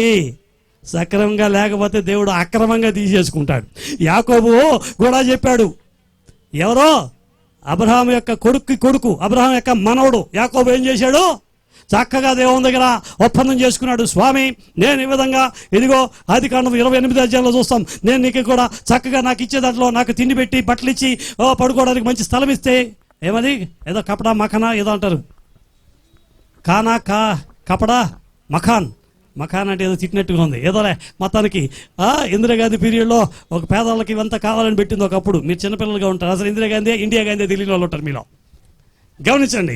మొత్తానికి ఆయన చెప్పాడు, నాకు తిండి ఉండి, పడుకోవడానికి స్థలం ఉండి, కట్టుకోవడానికి బట్టలు ఉంటాయి, దేవా నీకు 10వ భాగం ఇచ్చేస్తాను, నేను అజ్జేస్తాను ఇచ్చేస్తాను అన్నాడు. 20 ఏళ్ళు ప్రార్థన చేయలేదు ఎఫ్రాయిముడా. 20 ఏళ్ళు ₹1 కూడా కానుకలా. అయితే దేవుడు ఆశీర్వదించేసరికి 50% మొత్తంగా చెల్లించాడు. నువ్వు సక్రమంగా 10వ భాగం ఇవ్వకపోతే అక్రమంగా 50% పోద్ది. హల్లెలూయా. చెప్పండి. సక్రమంగా 10వ భాగం ఇవ్వకపోతే దేవుడు స్నేహితుడిని ఎక్కడ తట్టాలో, ఎక్కడ ముట్టుకేయాలో, ఏ విధంగా చేయాలో అన్నీ తెలుసు. కొంతమంది అంటారు, ఈ స్త్రీలు ఉన్నారు ఎంత తెలివిపోతారంటే, మా ఆయన ఒప్పుకోడండి 10వ భాగం. నేను ఎంతో పోరాడుతున్నాను పాస్టర్ గారు, ఎంతనో నేను దెబ్బలాడుతున్నాను, ఇవ్వాలి తప్పదు, ఇది ఆజ్ఞ చెబుతున్నా నేను, అయినప్పటికీ కూడా ఆయన అంటాడు, ఇది పాత నిబంధనలో చెప్పిందే పిచ్చమోకమా, ఆ పాస్టర్ గారికి ఏం తెలుసు? ఒకవేళ పాస్టర్ గారికి తెలియదు, కానీ మత్తయి సువార్త 23వ వచనంలో సాక్షాత్తు యేసుక్రీస్తు ప్రభులు వారే అంటున్నారు 10వ భాగం గురించి. ఏమని చెప్తున్నారు బాబు? అయ్యో అయ్యో వేషధారులైన శాస్త్రులారా, వేషధారులైనటువంటి పెరియలు సంఘస్థులారా, పరిసయ్యులారా అంటే సంఘంలో పరిచర్యలో పాల్గొంటున్న వారులారా, మీరు పుదీనాలో అయితే పెద్ద 10వ భాగం అయితే ఒక కట్టలో కట్ట, సోపులోను జీలకర్రలు కావాలంటే ఒక రోజు 10 గ్రాములు వాడితే 1 గ్రాము దేవుడికి ఇద్దాం అనుకుంటారు. 10వ వంతు. హల్లెలూయా. ఇది ఎవరు చెప్తున్నారు ఈ మాట? ఎవరు చెప్తున్నారు? కొత్త నిబంధన గ్రంథంలో సాక్షాత్తు యేసుక్రీస్తే చెప్తున్నాడు. చాలు. హల్లెలూయా. ఈరోజు పుదీనాలో కావాలంటే ఇస్తాం అయ్యగారు, లేకపోతే జీలకర్రలో కావాలంటే ఇస్తాం అయ్యగారు, లేకపోతే పోపు డబ్బాలో ఉన్నటువంటి వాటి అన్నిట్లో ఆవాలైనా, మిరియాలైనా, ఇంకేదైనా వాటిలైనా ఇస్తాం, కానీ మా సంపాదనలో ఇమ్మంటే ఎలా పాస్టర్ గారు? అయితే అబ్రహాము తనకిచ్చినటువంటి సంపద అన్నిటిలో కూడా దేవునికి 10వ భాగము సక్రమంగా చెల్లించే వ్యక్తి అయి ఉన్నాడు. హల్లెలూయా. ఇందాక మిమ్మల్ని మాత్రం అన్నానని మీరేం ఫీల్ అవ్వకండి. మీరు ఒక్కొక్కసారి చాలా మంది ఉత్తములు అయి ఉన్నారు. ఇక్కడున్నారే ఉత్తమోత్తములు, ఇక్కడ ఉన్నారు, మహా ఉత్తములు ఉన్నారు. మా ఆవిడ ఒప్పుకోదండి అంటారు. ఒప్పుకోకుండా నువ్వు కప్పుకొని ఏమీ చేయట్లేదు కుమారుడా, కప్పుకొని ఏమీ చేయట్లేదా? ఫిక్స్డ్గా ఎఫ్డి వేసినట్టు, ఆర్డి వేసినట్టు నెలకు 200, నీ ఆదాయం అంతేనా? నెలకు 300, నీ ఆదాయం ఇంతేనా? నువ్వు అంతే అని దేవుడికి లెక్క తప్పించావు అనుకో, నీకు అదే ఫిక్స్ అయిపోతుంది తర్వాత బోయాజు. కొంతమంది ఉంటుంది ఆర్డి కట్టినట్టు. ఆర్డి ఎంత కడతామండి? విజయ్ ఎంత కడతాం ఆర్డి? వినోదం రికరింగ్ డిపాజిట్ పోస్ట్ ఆఫీసులోనో బ్యాంకులో కట్టుకుంటామే, ఎంత కడతాం? నెలకి 500, 1000 రూపాయలు, 200, 150 ఎంతో. అది ప్రతి నెల అంతే సైమానో. రికరింగ్ డిపాజిట్ మనకి ఎంత కాలం 10 సంవత్సరాలు 5 సంవత్సరాలు కట్టడానికి మనం ఒప్పుకుంటే నెల నెల ఎంత కడతాం ప్రభావతి? అంతే కడతాం. ఎక్కువ కడతామా? కట్టించుకోవడం ఎక్కువ కట్టా. అలాగే దేవుడు కూడా ఆర్తి కట్టేవాళ్ళు ఉన్నారు, కానీ దశంభాగం కట్టేవాళ్ళు కనపట్ల. ఎంత ఆదాయం రాని, ఎంత సంపాదన రాని, ఈ రోజున నేను ధైర్యంగా చెప్పగలను, నేను మొట్టమొదటి సమయంలో దేవునికి నేను దశంభాగము ఎంత మొత్తంలో ఇచ్చానో ఆ ఇచ్చినటువంటి మొత్తం కన్నా ఎక్కువగా దశంభాగం ఇచ్చినట్టుగా దేవుడు నాకు ఆశీర్వాదాలు అందిస్తూనే ఉన్నాడు. 1000 రూపాయలు 100 రూపాయలు ఇచ్చాను, అయితే దేవుడు 1000 రూపాయలు ఇచ్చేటట్టు చేశాడు. 1000 రూపాయలు నేను ఇచ్చినటువంటి మొత్తానికి 10,000 రూపాయలు దేవుడికి ఇవ్వడం చేశాను, దేవుడు నాకు 1,00,000 రూపాయలు ఇవ్వడం ఆరంభించాడు. నా ప్రియమైనటువంటి దేవుని బిడ్డలారా, దశంభాగం అనేది దేవుని మాటలకు విధేయత చూపించి ధారాళంగా దేవునికి ఇచ్చే అది ఆశీర్వాదం అన్నది చాలా మందికి తెలియదు. ఒక పెళ్లికి కట్టకానుకలు తీసుకుంటారు, దాంట్లో దశభాగం ఇస్తున్నారు, అది సీక్రెట్. నీకు మీ ఇంటికి వచ్చి ఎవడైనా 10,000 25,000 గిఫ్ట్ ఇచ్చి వెళ్ళినా, ఒక నగలు కొనిపెట్టినా, నగల్లో ఎలా ఏమంటే దానికి విలువ కట్టి 10వ వంతు చెల్లించాలి. అలా చెల్లించినప్పుడు నువ్వు నీ సంతతి ఎంతగానో ఆశీర్వదించబడతారు. హల్లెలూయా. అన్ని విధాలైనటువంటి సంపాదనలో, అన్ని విధాలైనటువంటి ఆశీర్వాసుల్లో దేవుడు మనకిచ్చినటువంటి ప్రతి విభాగంలో కూడా చేసింది నువ్వు ఎలా చూపించాలంటే నమ్మకంగా దేవునికి ఇచ్చటలో దాన్ని నువ్వు నిరూపించుకోవాలి. అప్పుడే నీవు దేవుని స్నేహితుడిగా ఫ్రెండ్ రిక్వెస్ట్ వస్తుంది నీకు. ఎంతమందికి ఫ్రెండ్ రిక్వెస్ట్ కావాలి ఇప్పుడు చెప్పండి? ఎంతమందికి దేవుడు ఫ్రెండ్ రిక్వెస్ట్ పంపించాలి? కొంచెం పెయిన్గానే ఉంటుంది, మొదటిదైనా పర్లేదు. ఏంటి? విధేయత చూపించడం ఎవరికి తెలుస్తుంది అది, కానీ ఇది కూడా ఎవరికి తెలియదు అనుకోకు. అన్ని కూడా దేవుడు లెక్క పెడతా ఉంటాడు. అనేక హాస్పిటల్ ఖర్చులకు, అనేక అనవసరమైన ఖర్చులకు ఈరోజు కారణం తెలియనటువంటి పరిస్థితుల్లో చాలామంది ఉన్నారు. కారణం ఏంటంటే దేవునికి ఇచ్చే విషయంలో కొన్ని గుప్త రోగాలు, కొన్ని చెప్పుకోలేని వ్యాధులు, బాధలు, మానసికమైన ఇబ్బందికరమైన పరిస్థితులు, నష్టాలు. కారణం ఏంటని అని అడిగినట్లయితే ఇక్కడెవరో ఎవరికైనా లంచాలు కట్టాల్సి వస్తుంది. ఇక్కడెవరో ఎవడో బండి వెళ్తూ ఉంటాడు, బండి బైక్ ఆపుతాడు, పోలీసు 500 తీసుకుంటాడు. నువ్వు లెక్క కట్టి చూడు, 2 నెలలు దశంభాగం ఎక్కడ కొట్టిట్టు ఆ లెక్క ఇక్కడ సరిపోతుంది. డాక్టరు ఎన్ని మందులు ఇచ్చినా పనిచేయవు. ఆ మందులు కన్సల్టేషన్ 100-200 ఇచ్చినప్పుడు అంతా సరిపోదు. నీకు ల్యాబ్ టెస్టులు 1600 రాస్తారు, 2,000 రూపాయలు రాస్తారు. అప్పుడు దోల తీరుతుంది. అదేంటది? ఆ లెక్క మనకన్నా ఆయనది మంచి IBM కన్నా, మైక్రోసాఫ్ట్ కన్నా బ్రహ్మాండమైన కంప్యూటర్ దేవుడిది. ఆమె చెప్పరే? ఆయన కంప్యూటర్ కాదు, ఆయనే కంప్యూటర్. ఆమెన్. దేవునికి స్తోత్రం ఇద్దాము. మూడోదిగా చూసినట్లయితే గమనించండి, ఆదికాండము 13వ అధ్యాయము 8-9 వచనాలు. కాబట్టి అబ్రాము మనము బంధువులము గనుక నాకు నీకును నా పశువుల కాపరులకు నీ పశువుల కాపరులకును కలహం ఉండకూడదు. చాలు. కాబట్టి తర్వాత చదువు. ఈ దేశం అంతటియు నీ ఎదుటనున్నది కదా, ఈ దేశం అంతా నీ ఎదుటనున్నది. దయచేసి నన్ను విడిచి వేరుగా నుండుము. నువ్వు ఎడమ తట్టునకు వెళ్ళి వెళ్తే నేను కుడి తట్టు వెళ్తా. నీవు కుడి తట్టు ఒకవేళ కుడి తట్టే కావాలంటే నేను ఎడమ తట్టు వెళ్తా. చాలు. గమనించండి, ఇక్కడ లోతు అబ్రహాముల మధ్య కొంచెం చిన్న తేడా వచ్చేసింది. తేడా అంటే ఎలాగంటే బాగా ఆస్తిపాస్తులు పెరిగిపోతున్నాయి. మా గురువు గారు గొప్ప అంటే అబ్రహాం యొక్క పనివాళ్ళు అంటారు, ఏయ్ లోతేంట్రా బోడి మహంగాడు, మా గురువు గారు అబ్రహాం గొప్ప అంటున్నాడు. ఆ పక్కవాళ్ళు ఈ పక్కవాళ్ళు, ఆ పశువుల కాపలు ఈ పశువుల కాపల్లో పోట్లాడుకుంటారు. ఇక్కడ ఈరోజు సంఘాలు కూడా మా పాస్టర్ గొప్ప, మీ పాస్టర్ గొప్ప అని కొట్టుకుంటారు. పాస్టర్లు ఎప్పుడు దేవుడు చేత వాడబడే పనోళ్ళు, అంతేగాని పాస్టర్లు గొప్ప చేసుకుని యుద్ధాలు చేసుకోవడం తప్పు. ఆమేన్ చెప్పండి. హల్లెలూయా. ఆ సంఘం గొప్ప, ఈ సంఘం గొప్ప.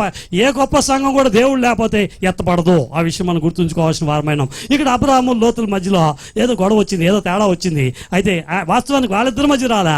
అయితే గమనించండి, వాళ్ళ పని వాళ్ళకి వీళ్ళ పని వాళ్ళకి ఎప్పుడు ఇక్కడే ప్రాబ్లం వస్తుంది. పాస్టర్ గారు ఎప్పుడు బాగానే ఉంటారు, ఈ విశ్వాసులు ఉంటారు చూసారా, లింక్ పెట్టేసి టపాకాయ పిలిచేస్తారు. ఇక్కడ కూడా వీళ్ళ పని వాళ్ళకి గొడవ వచ్చేసిన పేమందమా వస్తే అబ్రహాము గొప్ప దాతృత్వం కలిగినటువంటి వ్యక్తిగా కనబడుతున్నాడు. దాతృత్వం చాలా ప్రాముఖ్యము, రాజీ పడటం చాలా ప్రాముఖ్యము. పోనీలే అనుకుని నువ్వే బాగుండరా, నువ్వు కుడివైపు వెళ్తానంటే కుడివైపు వెళ్ళు, ఎడవైపు వెళ్తానంటే ఎడవైపు. 2 చీరలు తెస్తాడు పాపం భర్త ఇంటికి. ఒక ఇంట్లో ఒక చెల్లి, ఒక భార్య ఉంటారు. ఒక భార్య చెల్లెలు గారు చాలామంది ఉంటారు. గమనించండి, 2 చీరలు తీసుకొస్తాడు. చెల్లికి ఒకటి ఇవ్వాలి, వాస్తవానికి భార్యకి ఒకటి ఇవ్వాలి. అయితే తీసుకొచ్చిన తర్వాత ఎఫ్రాయిం ఏమవుతుందంటే భార్యకి తీసుకెళ్ళి మొదట ఇస్తాడు చీర, ఆ తర్వాత చెల్లికి ఇస్తాడు. తీయంగానే చెల్లి నాకు వద్దనయ్యా, నాకు బాగలేదు అంటది. అప్పుడు భార్య మంచి అబ్రహాం లాగా దాతృత్వం కలిగి ఉన్నటువంటి భార్య అయితే ఏం చెప్తుంది, అమ్మా ఈ చీర నీకు ఇది బాగుంటుందే, ఇది నువ్వు తీసుకో. ఈ ఆడపడుచుకుందే ఎప్పుడు కూడా వదిన గారికి తెచ్చిన చీరే నచ్చుద్ది. ఎవరికి నచ్చుద్ది? వదిన గారికి తెచ్చిన చీరే నచ్చుద్ది. తనకి వాళ్ళ అన్నయ్య తెచ్చింది నచ్చదు. నాలాంటోడైతే ఏం చేస్తాడంటే నేను మార్చి తీసుకొస్తా. నా భార్యకి ఏది ఇవ్వాలనుకుంటే అది నా చెల్లికని చెప్తా, మా అక్కకని చెప్తా. నీకేనే అంటే, ఎందుకంటే మా అక్కది గురించి నాకు బాగా తెలుసు. నా భార్యకి తెచ్చింది ఏది కావాలనుకుంటుంది. కాబట్టి ముందుగానే ప్లాన్ చేసుకుని భార్యకి ఏదైతే డిసైడ్ అయ్యానో ఇది నీకు అని చెప్తా. ఒక్కోసారి జాగ్రత్త తిరగబడుతుంది ప్లేటు. అన్నీ సక్సెస్ఫుల్గా జరుగుతాయి అనుకోకండి. అన్నయ్య నువ్వు ఇంత ప్రేమగా తెచ్చావు, తమ్ముడు ఇంత ప్రేమగా తెచ్చావు, ఇచ్చేయి, అలా అయిపోతావు.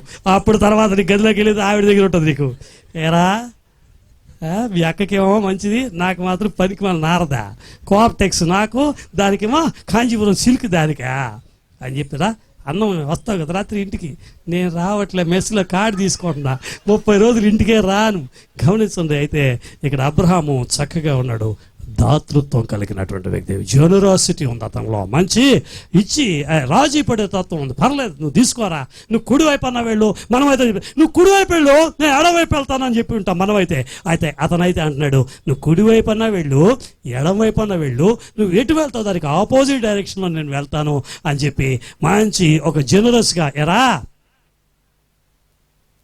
ఎంతో జనరస్గా, అంటే పెద్ద మనసు కలిగి, చెప్పండి ఒకసారి, పెద్ద మనసా? నాకెక్కడుంది పెద్ద మనసు కలిగినటువంటి దేవుని స్నేహితులుగా మనం ఎంచబడాలంటే, దేవుని స్నేహితులుగా మనం పరిగణించబడాలంటే మనకేముండాలి? మంచి పెద్ద మనసు ఉండాలి, దాతృత్వం ఉండాలి. చెప్పండి ఒకసారి, ఏముండాలి? దాతృత్వం కలిగినటువంటి వారంగా ఉండాలి. ఇక్కడ చూసినట్లయితే అలా ఎలా కనబడుతున్నాడు లోతు ఎదుట అబ్రహాము చాలా, అంటే రాజీ పడ్డం, పొరలే నీవే కానరా, నువ్వు బాగుండిరా. మనం ఎలా ఉంటాం? మన తమ్ముడు కానీ మన అన్నయ్య కానీ ఏదైనా తీసుకుంటే నువ్వు ఊరుకున్నావా? నాకు ఇది వద్దు, ఇది కాదని వాడు మంచిది తీసుకున్నాడు, అలాంటి తీసుకున్నాడు, ఇలాంటి తీసుకున్నాడని దెబ్బలాడే స్వభావం అనుకుంటుంది. బట్ ఇక్కడ అబ్రహాం చూస్తే బాగా చక్కగా అర్థం చేసుకుని అవగాహన కలిగి దాతృత్వం కలిగిన వ్యక్తిగా, అంటే తను తాను రాజీ పడే వ్యక్తిగా కనబడుతున్నాడు. గమనించండి, దేవుడు ఎవరిని ఇష్టపడతాడు, దేవుడు ఎవరితో స్నేహం చేస్తాడంటే ప్రతిదానిలోనూ పోనీలే అని రాజీ పడే మనస్తత్వం ఉండే వారిని దేవుడు స్నేహిస్తాడు. దేవునికి స్తోత్రం. నాకు ఇదే కావాలి, నాకు ఇదే. కొంతమంది పిల్లలు ఉంటారు, హోటల్కి వెళ్తే లేని ఐటెం అడుగుతాడు, ఆ పక్కనాడికి చివరిగా ఇచ్చింటారు ఏదో మండి ఐస్ క్రీమ్, అది ఏదో ఐస్ క్రీము కింద మంటలు పెట్టిస్తారు, తెలియదు మనకి. తీసుకొని కింద నిప్పు చూసావు నాన్న, ఎప్పుడైనా చూసింటావు నువ్వు. ఒక చిన్న చెక్క ప్లేట్లో వాళ్ళ కింద నిప్పులు ఉంటాయి, ఆ నిప్పుల పైన ఐస్ క్రీమ్ పెట్టి తీసుకొచ్చి ఇస్తాడు ఐస్ క్రీమ్ ఏంటో మంటలు వస్తుంది అనుకోండి. నా బోటాడు అయితే అంటాడు, మా వాడు అంటాడు నాకు అదే కావాలంటాడు. అని పిలిచి అదే ఆ పేరు కూడా మనకు తెలియదు, అదేంటి బాబు ఇంకోటి తీసుకురా అంటాడు. Sir that is the last piece sir, we cannot serve and today అంటే ఈరోజు అయిపోయింది అంటాడు. వీడు టేబుల్ మీద ఎక్కుతాడు, మామూలుగా కుర్చీ మీద ఉండేవాడు, నాకు అదే కావాలి అంటాడు. అక్కడ పట్టావు కానీ మనకు మండుద్ది, రారా కారు లోపల కూర్చోబెడతాడు. నేను సంగతి చేత కొంచెం పార్కింగ్లోకి వెళ్ళొద్దారా అది చెబుతాం. గమనిస్తుంది. అయితే ఇక్కడ అబ్రహాము ఎలా ఉన్నాడు? లోతుకు చక్కగా సహకరించే వ్యక్తిగా కనబడుతున్నాడు. 14వ అధ్యాయం ఆదికాండంలో చూసినట్లయితే 13 నుండి 16 వచనాలు 13, 14 చదువుకుందాం. తప్పించుకొని ఒకడు వచ్చి హెబ్రీయుడైన అబ్రహామునకు ఆ సంగతి తెలిపెను. అప్పుడు అతడు ఎస్కేలు సహోదరుడును ఆనేరు సహోదరుడైన మమ్రే అను అమేరియని ఏలోను వనములో కాపురముండెను. వీరు అబ్రహాముతో నిబంధన చేసుకుని వారు. అబ్రాము తన తమ్ముడు చెరపట్టబడినని విని తన ఇంట పుట్టి అలవరచబడిన 318 మండుగురిని వెంట పెట్టుకుని దాను మట్టుకు ఆ రాజులను తరిమెను. రాత్రివేళ అతడును అతని దాసులను వారికెదురుగా మొనలు తీర్చి వారిని కొట్టి దమస్కునకు ఎడమ తట్టున్న హోబో మట్టుకు తరిమి ఆస్తి యావత్తు తిరిగి తెచ్చి తన తమ్ముడైన లోతుకు అతని ఆస్తిని స్త్రీలను ప్రజలను తిరిగి తీసుకొని వచ్చి ఇచ్చాడు. హల్లెలూయా. ఇక్కడ చూడండి, ముందు చాప్టర్ లో 13వ అధ్యాయంలో ఎంత దాతృత్వం కలిగి ఉన్నాడో, నువ్వు ఆ రూట్లో వెళ్ళు, నేను ఈ రూట్లో వెళ్తానన్నాడు. మొత్తానికి అతనేమో సొదొమ గొమొర్రాల వైపు వెళ్ళాడు. ఎవడో పచ్చగా ఉంది, చక్కగా ఉందని అటైపు వెళ్ళాడు. చాలా మంది జీవితాలు అంతే, పైకి పచ్చగా కనబడుతున్నాను వెళ్ళలేకపోయారు. అదొక నాశనం, అదొక పాపం. కొన్ని కుటుంబాల వాళ్ళు తెలియదు, ఈ ప్రాంతంలో ఉండమ్మా, ఈ ప్రాంతంలో ఉండయ్యా, ఇలా ఉంటే నీకు ఆశీర్వాదం, ఇలా ఉంటే నీకు జీవితం బాగుంటుంది, నీవు నీ కుటుంబం అభివృద్ధి చెందుతావు అని చెప్తే, లేదు లేదు, నేను సొదొమ గొమొర్రా బాగుంది, అక్కడ 3 పూట్ల అన్నం దొరుకుతుంది, అక్కడ కష్టపడకుండా మంచం మీద పడుకుని నేను చక్కగా టీవీ చూస్తూ తినొచ్చు అన్నట్టుగా పరిస్థితులు కనబడతాయి. ఈ లోతు ఎక్కడికి వెళ్ళాడు? ఆ పచ్చగా కనబడే వైపు వెళ్ళాడు. పచ్చగా ఉండేవాడిని పర్మనెంట్ అని అనుకునేరు. పచ్చగా ఉండేవాడిని పర్మనెంట్ ఎప్పుడు కూడా కాదు, దేవుడిచ్చేవే పర్మనెంట్. మొత్తానికి ఏమయ్యాడు? వీడు వెళ్ళాడా? వీళ్ళు ఏం చేశారంటే శత్రువులు వచ్చి పట్టుకెళ్ళిపోయారు. వీడు ఆస్తిని మొత్తాన్ని కూడా తీసుకెళ్ళిపోయాడు. అయినప్పటికీ కూడా వీడికి ఇదే జరగాలి అని పండుగ చేసుకోవాలి. అబ్రహాం ఏం చేశాడు?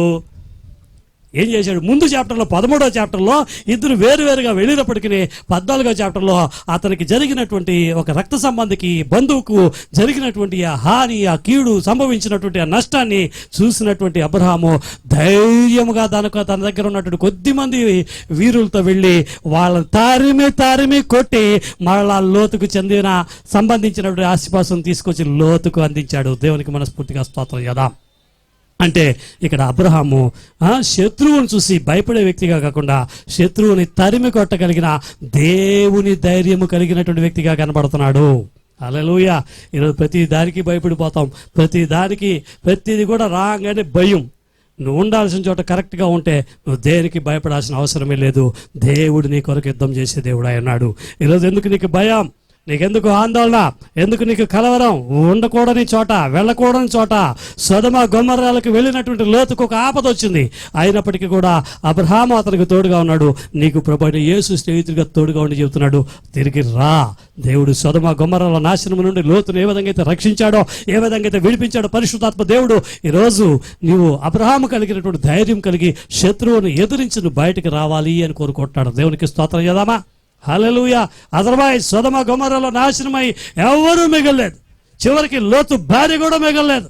ఈరోజు సొదొమ గొమొర్రాలో కాపురం అంటే జరిగే చివరికి ఏమిటి అని అడిగినట్లయితే నాశనం. లోతు అతని బిడ్డలు తప్ప, అతని కుమార్తెలు తప్ప ఎవరూ లేకుండా మొత్తం మంది అక్కడ నాశనం అయిపోయినటువంటి కార్యం మనం చూస్తున్నాం. నా ప్రియమైనటువంటి దేవుని బిడ్డ, అబ్రహాము దేవుని స్నేహితుడిగా ఎంచబడడానికి వెనకాల ఉన్నటువంటి మరొక కార్యం ఏంటంటే అపవాది క్రియలను, శత్రు యొక్క తంత్రములన్నింటినీ కూడా ఎదిరించి తరిమి కొట్టగలిగినటువంటి ధైర్యశాలిగా కనబడుతున్నాడు అబ్రహాము.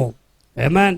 వాళ్ళేమంటారో వీళ్ళేమంటారో దేవుడు ఏమంటాడో దానికి భయపడి ధైర్యంతో ఎదిరించే ధైర్యం మనకు ఉండాలి. ఒక మనుషుల కోసము మనం కాంప్రమైజ్ కాకూడదు. ఒక మనుషుల కోసం దేవుని కొరకు నువ్వు దేన్నైనా రాజీపడు, దేవుని పక్షాన నువ్వు దేన్నైనా రాజీపడు. అయితే మనుషుల్ని సంతృప్తి పరచాలని, మనుషుల యొక్క మెప్పు కావాలని, మనుషుల్ని మెప్పించాలని ఏనాడు కూడా ఆశించకు. గమనించండి, మనుషుల్ని మెప్పించడానికి ఈ సేవగానే ఆరంభించుంటే నేను 100% చెప్పగలను. వచ్చిన వాళ్ళందరినీ మెప్పించుకుంటూ వెళ్ళుంటే బేసికల్గా ఒక మార్కెటింగ్ ఇంజనీర్ అయినటువంటి నేను ఖచ్చితంగా ఒక 1000 మంది సంఘం కలిగినటువంటి సంఘంగా ఈరోజు నాకు ఉండేది. అయితే గమనించండి, మనము మెప్పించాల్సింది మనుషుల్ని కాదు, మనం మెప్పించాల్సింది దేవుని. మనం మెప్పించవలసినటువంటి వారమై ఉండాలి. దేవునికి స్తోత్రం చేద్దాం. హల్లెలూయా. వాళ్ళు ఒప్పుకోరు, వాళ్ళు ఏమనుకుంటారు, వీళ్ళు ఎదిరించాల్సినప్పుడు ఎదిరించాలి, ఖండించాల్సినప్పుడు ఖండించాలి. దానికి ఆత్మీయ ధైర్యం నీకు ఉండాలి. ఎవడు తరమకుండానే వాడు పారిపోతాడంటే ఎప్పుడు నువ్వు ఎదిరించాలి. అమ్మ, మా అత్తగారు ఒప్పుకోదే, వాళ్ళు గంటలు కొట్టేవాళ్ళు, పూజలు చేసేవాళ్ళు. ఎస్, నువ్వు ఒకప్పుడు గంటలు కొట్టావుగా, పూజలు చేసాక ఒళ్ళంతా పంగనామాలు పెట్టుకున్నావుగా. మరి నిన్ను విడిపించిన దేవుడు నువ్వు ధైర్యంగా ఉంటే వాళ్ళు కూడా రక్షించుకుంటాడు. నువ్వు ఎదిరించాల్సిన కార్యాలు నువ్వు ఎదిరిస్తే వాళ్ళు కూడా రక్షించుకుంటాడు. గమనించి, ఇంట్లో ఒక లూప్ హోల్ ఉంటుందండి. ఒక పడవలో చిన్న రంధ్రం చాలు పడవను ముంచేయడానికి. ఒక చిన్న రంధ్రం చాలు, పడవంతా కూడా నీళ్ళు వచ్చి ఈరోజు మునకపోవచ్చు, రేపు మునకపోవచ్చు, వచ్చే వారం మునకపోవచ్చు. అయితే రంధ్రం పడిన పడవ ఏ రోజైనా మునిగే తీరుతుంది. కుటుంబంలో ఒక్కడుంటాడు. యోనా అనే ఒక్కడున్నాడు, నిద్రమోహంగాడు. అందరూ చర్చికి వస్తే వాడు ఆరాధన చేస్తుంటే వాళ్ళు దేవునికి ప్రార్థన చేసుకుంటే వీడు మాత్రం చక్కగా నిద్రపోతున్నాడు టీవీ ముందు కూర్చొని. ఆ యోనా ఒక్కడు చాలా పడవ ముంచడానికి. చివరికి ఎక్కడ పడేయబడ్డాడు? పడవలోంచి తీసి బయటపడ్డాడు. వాడు పడంగానే పడవ కూలైపోయింది. దేవునికి స్తోత్రం. తుఫాన్ అంతా కొన్ని కుటుంబాల్లో ఒక్కడుంటాడు, ఒక్కతుంటది. దాన్ని నువ్వు ఎదిరించకపోతే దేనికో భార్య స్త్రీలు ఉంటారు, దేనికో భర్తతో దెబ్బలాడతారు, అది ఇది అని. ఆత్మీయ విషయాల్లో మీరు కూడా రండి, దేనికో మీ భార్యలతో దెబ్బలాడతారు. కానీ ఆత్మీయ విషయాల్లో మీ భార్యను మీరు దెబ్బలాడి దేవుని యొక్క సన్నిధికి తీసుకురాకపోతే మీ పడవను ముంచి వేస్తుందని జాగ్రత్త పడవలసినటువంటి వారమై ఉన్నాం. అది గుర్తించవలసినటువంటి వారమై ఉన్నాం, అది తెలుసుకోవాల్సినటువంటి వారమై ఉన్నాం. నా ప్రియమైనటువంటి ఒక కొడుకు ఉంటాడు, ఒక కూతురు ఉంటుంది. అన్నిటికీ నీ మాట ఉంటుంది నీ కొడుకు, అన్నిటికీ నీకు మాట ఉంటుంది నీ కూతురు. 4 పీకలేవా నువ్వు? 4 పీకలేవా? ఎందుకో నీకు ఎదిరించే ధైర్యం లేదు. పరిశుద్ధాత్మ దేవుడు ఎవరితోనో మాట్లాడుతున్నాడు ఈ పగటి వేళ. నా ప్రియమైనటువంటి దేవుని బిడ్డలారా, దేవుని స్నేహితునిగా ఎంచబడాలంటే అపవాది క్రియలను, శత్రు యొక్క కార్యాలను ఎదిరించే ధైర్యం మనకు ఉండాలి. చేతులు పైకి ఒకసారి దేవునికి స్తోత్రం చేద్దాం. ఏమైపోతుందండి? అంతకన్నా నష్టం ఏం చూస్తాం, అంతకన్నా కష్టం ఏం చూస్తాం? తిండి తినని రోజులు, అంతకన్నా కేవలమైన రోజులు, కేజీ బియ్యం కొనుక్కుని వచ్చిన రోజుల కన్నా కేవలమైన చూస్తామా? ఒక మనిషి దగ్గర అడుక్కుంటూ చేతులు కట్టుకుని నిలబడడం కన్నా, ఎక్కడో దేహి అని బాధపడడం కన్నా, దేవుని పాదాలు పట్టుకుని చావటం విన్నా. దేవుడు ఎప్పుడు కూడా అలాంటి పరిస్థితి రానియడు. నా స్థితిలో, నా జీవితంలో చూసా, కేజీ బియ్యం కొనడానికి వేదన పడుతున్నట్టు నా పరిస్థితిలో దిక్కు మొక్కు లేదు నాకు ఈ ప్రపంచంలోని. దేవుని యొక్క సన్నిధిలో తల గోడకేసి నేలకేసి కొట్టుకుంటూ ఆక్రందన చేసినప్పుడు దేవుడు మరుసటి రోజు ఉదయం 75 కేజీల బియ్యాన్ని దేవుడు నాకు దయచేశాడు.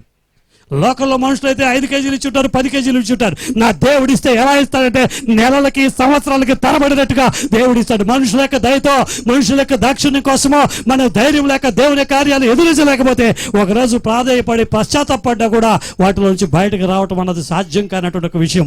ఆత్మీయ విషయాల్లో మనకు గొప్ప ధైర్యం ఉండాలి. ఎవడునూ తరమకుండానే వాడు పారిపోవాలంటే ముందు మనం అపవాదిని చూసి ఎదిరించే ధైర్యం ఉండాలి. ఆమేన్. ఏముండాలి? ఆయన విండు, ఆయన ఒకటే తాగుతాడు. ఆయన విండు, ఆవిడ విందు, ఆవిడ తాగదులే. నో. అబ్రహాము దేవుని స్నేహితుడిగా ఎంచబడ్డానికి శత్రువు ఎంతటి వాడైనా సరే, వాడు ఎంతటి బలవంతుడైనా సరే, నా దగ్గర ఉన్నటువంటి 300 చిల్లర మంది చాలు, వాడిని నేను ఎదిరించగలనగిన కెపాసిటీ నా దేవుడు నాకు ఇచ్చాడు అని ధైర్యముగా ఉన్నాడు. హల్లెలూయా. ఎవరి కోసం చేశాడు ఇదంతా చెప్పండి? తన యొక్క బ్లడ్ రిలేషన్ కోసం, తన యొక్క రక్త సంబంధి కోసం. నీ రక్త సంబంధికులు బాగుండాలంటే, నీ బిడ్డలు బాగుండాలంటే, నీ భర్త, నీ భార్య, నీ కుటుంబము బాగుండాలంటే ఎదిరించవలసినటువంటి విషయంలో ఎదిరించకపోతే గొప్ప నష్టాన్ని నువ్వు చవి చూడాల్సి వస్తుంది. మనసారా దేవునికి స్తోత్రం చేద్దాం. హల్లెలూయా. నేను ముగింపులోకి వస్తున్నాను. ఆదికాండము 12వ అధ్యాయం 1వ వచనంలో చూసినట్లయితే, యెహోవా నీవు లేచి నీ దేశం నుండి, నీ బంధువుల యొద్ద నుండి, నీ తండ్రి ఇంటి నుండి బయలుదేరి నేను నీకు చూపించు దేశమునకు వెళ్ళుము.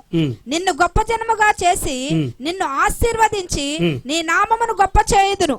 నీవు ఆశీర్వాదముగా నుందువు. చాలు. ఈ మాట చెప్పినప్పుడు అబ్రహాము లేచి బయలుదేరి వెళ్ళాడా లేడా అంటే దీంట్లో మనకు అర్థమవుతుంది ఏంటంటే అబ్రహాము గొప్ప విశ్వాసము కలిగినటువంటి వ్యక్తి. దేవుడు చెప్పినటువంటి మాటల పట్ల గొప్ప నమ్మకం, విశ్వాసం. దేవుడు చెప్తే అది అక్షరాలా చేస్తాడు అన్నటువంటి గొప్ప విశ్వాసం కలిగినటువంటి వ్యక్తిగా కనబడుతున్నాడు. విశ్వాసంతో నడిచినటువంటి వ్యక్తిగా మనం చూస్తున్నాం. మొదటిగా చూసినట్లయితే అబ్రహాము గొప్ప విధేయత కలిగినటువంటి వ్యక్తిగా, రెండవదిగా ధారాళంగా దేవునికి ఇచ్చే విషయంలో ధారాళంగా ఉన్నటువంటి వ్యక్తిగా, మూడవదిగా చూసినట్లయితే తన తోటి వారి పట్ల దాతృత్వం కలిగినటువంటి వ్యక్తిగా, నాలుగవదిగా చూసినట్లయితే గొప్ప ధైర్యశాలిగా మనం చూస్తున్నాం. ఐదవదిగా మనం చూసినట్లయితే విశ్వాసముతో నడిచినటువంటి వ్యక్తిగా చూస్తున్నాం. హెబ్రీయులకు రాసిన పత్రిక 11వ అధ్యాయం 1వ వచనంలో మనం చూస్తున్న విశ్వాసం అన్నది నిరీక్షించు వాటి యొక్క నిజ స్వరూపమై ఉన్నది. అదే హెబ్రీయులకు రాసిన పత్రిక 11వ అధ్యాయం 19వ వచనం చూస్తే 17 నుండి 19 దాకా ఒకే వచనంగా ఉంటుంది. 19వ భాగాన్ని చదువుకుందాం. అబ్రహాము శోధింపబడి విశ్వాసమును బట్టి ఇస్సాకును బలిగా అర్పించెను. ఎవడో ఆ వాగ్దానములు సంతోషంతో అంగీకరించెనో ఇస్సాకు వలనైనది నీ సంతానం అనబడును అని ఎవరితో చెప్పబడినో ఆ అబ్రహాము మృతులను సహితము లేపుటకు దేవుడు శక్తిమంతుడని ఎంచిన వాడై తన ఏకైక కుమారుని. హల్లెలూయా. అక్కడ గమనించండి, తన కుమారుని బలివ్వటానికి వెనుకల దేవుని మాటల పట్ల విధేయత మాత్రమే కాదు, దేవుని పట్ల అచంచలమైనటువంటి విశ్వాసం కలిగి ఉన్నటువంటి వ్యక్తి అబ్రహాము. నాకు దేవుడు క్లారిటీగా చెప్పాడు, దేవుడు క్లియర్గా చెప్పాడు, నాకు ఒక వాగ్దానాన్ని ఇచ్చాడు. ఏమిటంటే నీవు నీ సంతతి ఎలా ఉంటుంది, ఆకాశ నక్షత్రాలు చూడు, ఇసుక రేణువులు చూడు, అంతగా విస్తరింపజేస్తానని దేవుడు వాగ్దానం ఇచ్చాడు. వాగ్దానం ఇచ్చినటువంటి దేవుడు ఈరోజు నా కుమారుని బలిగా కోరినప్పటికీ నిశ్చయముగా మృతి చెందినటువంటి నా కుమారుని మరలా దేవుడు లేవనెత్తగలడు అన్న గొప్ప విశ్వాసం కలిగినటువంటి వ్యక్తిగా అబ్రహాము తన ఏకైక కుమారుని దహన బలిగా అర్పించడానికి వెళ్ళినట్లుగా మనం చూస్తున్నాం. నువ్వు నమ్ము, నిన్ను నీ సంతతిని దేవుడు దీవిస్తానని, ఆశీర్వదిస్తానని, వాడుకుంటానని, హెచ్చిస్తానని దేవుడు వాగ్దానం చేసినటువంటి మాట నువ్వు విశ్వసిస్తే అక్షరాల నీ బిడ్డలను అభివృద్ధి పదవులకి నడిపిస్తాడు. అక్షరాల నీ బిడ్డలను దేవునికి ప్రీతి పాత్రులుగా మారుస్తాడు. అక్షరాలుగా దేవుని యొక్క చిత్తము, దేవుని యొక్క ప్రణాళిక నీ జీవితంలో నెరవేరే తీరుతుంది. హల్లెలూయా. నువ్వు దిగులు పడాల్సిన, భయపడాల్సిన, కలవరపడాల్సిన అవసరం లేదు. అదే 11వ అధ్యాయము 8-9 వచనాల్లో చూసినట్లయితే అబ్రహాము ఎంతో విశ్వాసం కలిగినటువంటి వ్యక్తిగా అక్కడ రాయబడి ఉంది. నా ప్రియమైనటువంటి దేవుని బిడ్డలారా, అబ్రహాములో దేవుడు స్నేహితుడిగా ఎంచుకోవటం వెనకాల మరొక కారణం ఏమిటంటే అబ్రహాము ఎంతో చక్కగా దేవుని మాట పట్ల విధేయత మాత్రమే కాదు, దేవుని మాటకు లోబడ్డం మాత్రమే కాదు, దాతృత్వం కలిగి దేవునికి చక్కగా దశంభాగం చెల్లించే వ్యక్తి మాత్రమే కాదు, ధైర్యశాలిగా ఉండటం మాత్రమే కాదు, దేవుని మాటలు నమ్మి విశ్వాసంతో నడుచుకునే వ్యక్తిగా కనబడుతున్నాడు. ఆమేన్. మనసారా దేవునికి స్తోత్రం చేద్దామా? హల్లెలూయా, హల్లెలూయా, హల్లెలూయా. నా ప్రియమైనటువంటి దేవుని బిడ్డలారా, ఇంకా అబ్రహాములో ఎన్నో క్వాలిటీస్ ఉన్నాయి. సమయం కూడా వేగంగా వెళ్ళిపోతుంది, ముగింపులోకి వచ్చేస్తున్నాను. చూసినట్లయితే దేవుని స్నేహితుడిగా ఎంచబడాలంటే ఇవేవైనా కష్టమా చెప్పండి మనకి? ఇవేవైనా కష్టమా చెప్పండి మనకి? దేవుని మాట వినటం కష్టమా? మనం చేయలేని ఎప్పుడు కూడా దేవుడు నా కాడి సులువైనది అంటాడు. ఆదికాండం 18వ అధ్యాయంలో చూసినట్లయితే, ఆదికాండం 18వ అధ్యాయంలో 2-8 వచనాల వరకు మొత్తం చదవకలాగా 2-3 వచనాలు మాత్రం చదవాలి. అతడు కన్నులెత్తి చూచినప్పుడు 3 మనుషులు అతని ఎదుట నిలువబడి ఉండిరి. అతడు వారిని చూచి గుడారపు వాకిట నుండి వారిని ఎదుర్కొన్నట్టుకు పరిగెత్తి నేల మట్టుకు వంగి, ప్రభువా, నీ కటాక్షము నా మీదనున్న ఎడల, నీ కటాక్షం నా మీదనున్న ఎడల ఇప్పుడు నీ దాసుని దాటిపోవద్దు, నేను కొంచెము నీళ్లు తెప్పించేదను, దయచేసి కాళ్ళు కడుక్కొని ఈ చెట్టు క్రింద అలసట తీర్చుకొని కాసేపు చల్లగా ఈ చెట్టు కింద కూర్చోండి, కొంచెం ఆహారము తెచ్చేదను, నేను ఫుడ్ తెస్తాను, మీ ప్రాణములకు బలపరచుకునుడి, మీరు కొంచెం తినండి అంటున్నాడు. చాలు. ఈ వాక్య భాగం అంతా చూస్తే చక్కగా ఒకరోజు చెట్టు కింద కూర్చున్నాడు అబ్రహాము. ఆ టైంలో అక్కడ దేవదూతలు వచ్చారు.